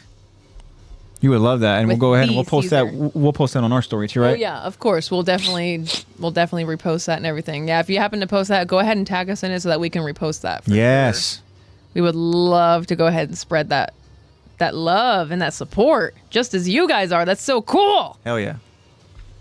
Yeah, guys. So yeah, you guys can go ahead and see Eddie's art over on Instagram and Art1. You can see Caesar's art over on Instagram at ArtofCesar. That's art_of_Caesar_.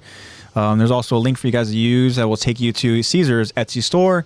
There is a sort of different pieces of art that he has there from all different things. He has some anime stuff. He has some Marvel stuff. He has some also like horror type stuff as well.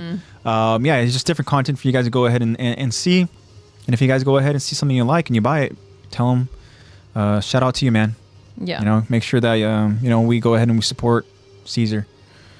And, yeah. So, shout out to our friends. We appreciate it. Right? We appreciate you guys' support, honestly. Yeah, very, very You much know, so. it's awesome. Please, guys, keep spreading the word. The more friends, the better, and we love Yeah. it. Also, too, shout out to Valo Sun God for joining us Yes, again, man. We thank love that you. you've been a reoccurring Love friend here having that you joins on us. here. You know, we appreciate it, man. Thanks for taking time out Yeah. of your day to listen to us talk about Attack on Titan. Yeah, we love it, man. We love to is like finding out kind of more information. We love to, hearing that, you are a Connie fan because, just by that, talking about Connie too, is like I came to find out how much I really love Connie. Yeah, It's we're like, kinda oh, you know damn, what? I He forgot is about pretty how much I cool. love Connie.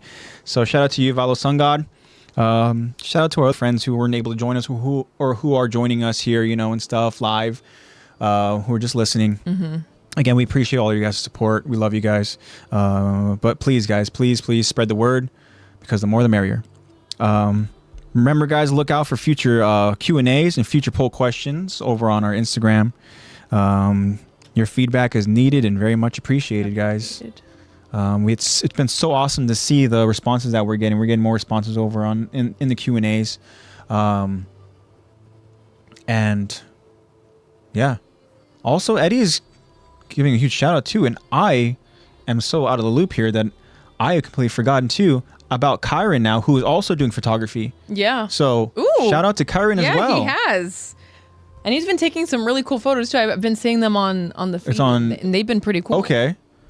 So It's on very his cool. Instagram. Oh, awesome. So yeah, Eddie's saying that Kyron has been taking some amazing pictures. Yes, he has. Kyron's saying that he just started in February, but man, congratulations, Kyron. Keep doing your thing, man. Keep growing over in the photography game. It seems like it's a passion of yours. It's something that you're doing. He says I do a little something. Doesn't want to toot his own horn. Yeah. But yeah, man. Do a little bit here and there. Keep doing your thing, man. We love to see it. And even with Valo Sun God telling us last week that, he's wants to do content. He's creating content over for his YouTube channel. And I hope that you're still, pushing through with that content and all that, man. Hope everything's going well. Yeah, and keep us all updated on that. And it's so freaking cool to go ahead and see all our friends being so creative, man. So keep doing your thing. Keep being creative. And keep us all updated on what you guys planning on doing, what the future holds for you guys and all that. And we'd love to go ahead and continue to support you guys as you guys support us. So again, guys, it means a lot. But yeah, guys, go ahead and keep looking forward to the Q&A, as I mentioned in the poll. Shout out to the loyal listeners. The ones who go ahead and listen to us every week. Yeah. Join us. As we mentioned, you guys are we taking just the hang time. out every week, But the fact that you guys are taking time out of your guys' day and stuff, it is so freaking cool and special, and it means a lot to us. Eddie's saying that we wish Shaw and Zach the best. Yes, of course, we want to go give a shout out to Zach. Wishing Zach the best. Zach, we miss you. Of course, we hope that you're doing well. So busy. Yeah. It seems like when Zach thinks he has a moment to go ahead and breathe and just kind of like, all right, things are going to slow down. They don't. All right, cool. Like, now that this is done, now I can relax. No, there's something else. There's something else you got to do. Yeah, it's funny how life works that way. And I was going to say, that's life. Yeah. And unfortunately, Zach's is just it's very busy. Fast-paced, nonstop. But Zach, you always have a home here, man, at the podcast. And whenever you're free, all you got to do is go ahead and let us know that you want to be a part of the podcast and join us again. And when you have that time in your busy schedule, and then just come on by. You're always welcome. Yep. So shout out to you, Zach. And also again, shout out to Zach for, as busy as his life is, he goes and he posts the polls over on Instagram too. So, shout out to our poll poster, which is Zach. You poll poster. All right, guys. So again, as I mentioned, all the loyal fans our loyal friends who go out there and literally listen to us, take the time out of your day. It's special. We appreciate you guys.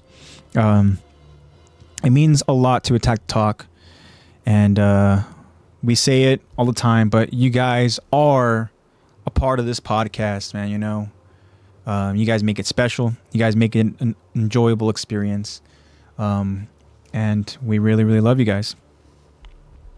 So, shout out to Attack the Talk's Levi Squad, of course. Of course. We got the day ones. And then just to the AOT family, guys, make sure you guys all stay safe out there. Love one another, spread that positivity. Keep striving to go ahead and do your best. We talked about with Commander Irvin and this uphill battle that he has going up against the government and whatever it is that we're trying to go ahead and persevere and try to just, battle through and battle with each in our daily lives and stuff like that. We understand it's not at the grand scale of trying to overthrow the government, but we're all trying to go ahead and keep pushing, keep striving for our goals and just keep fighting the good fight, guys. That's what it is. Just keep doing your thing.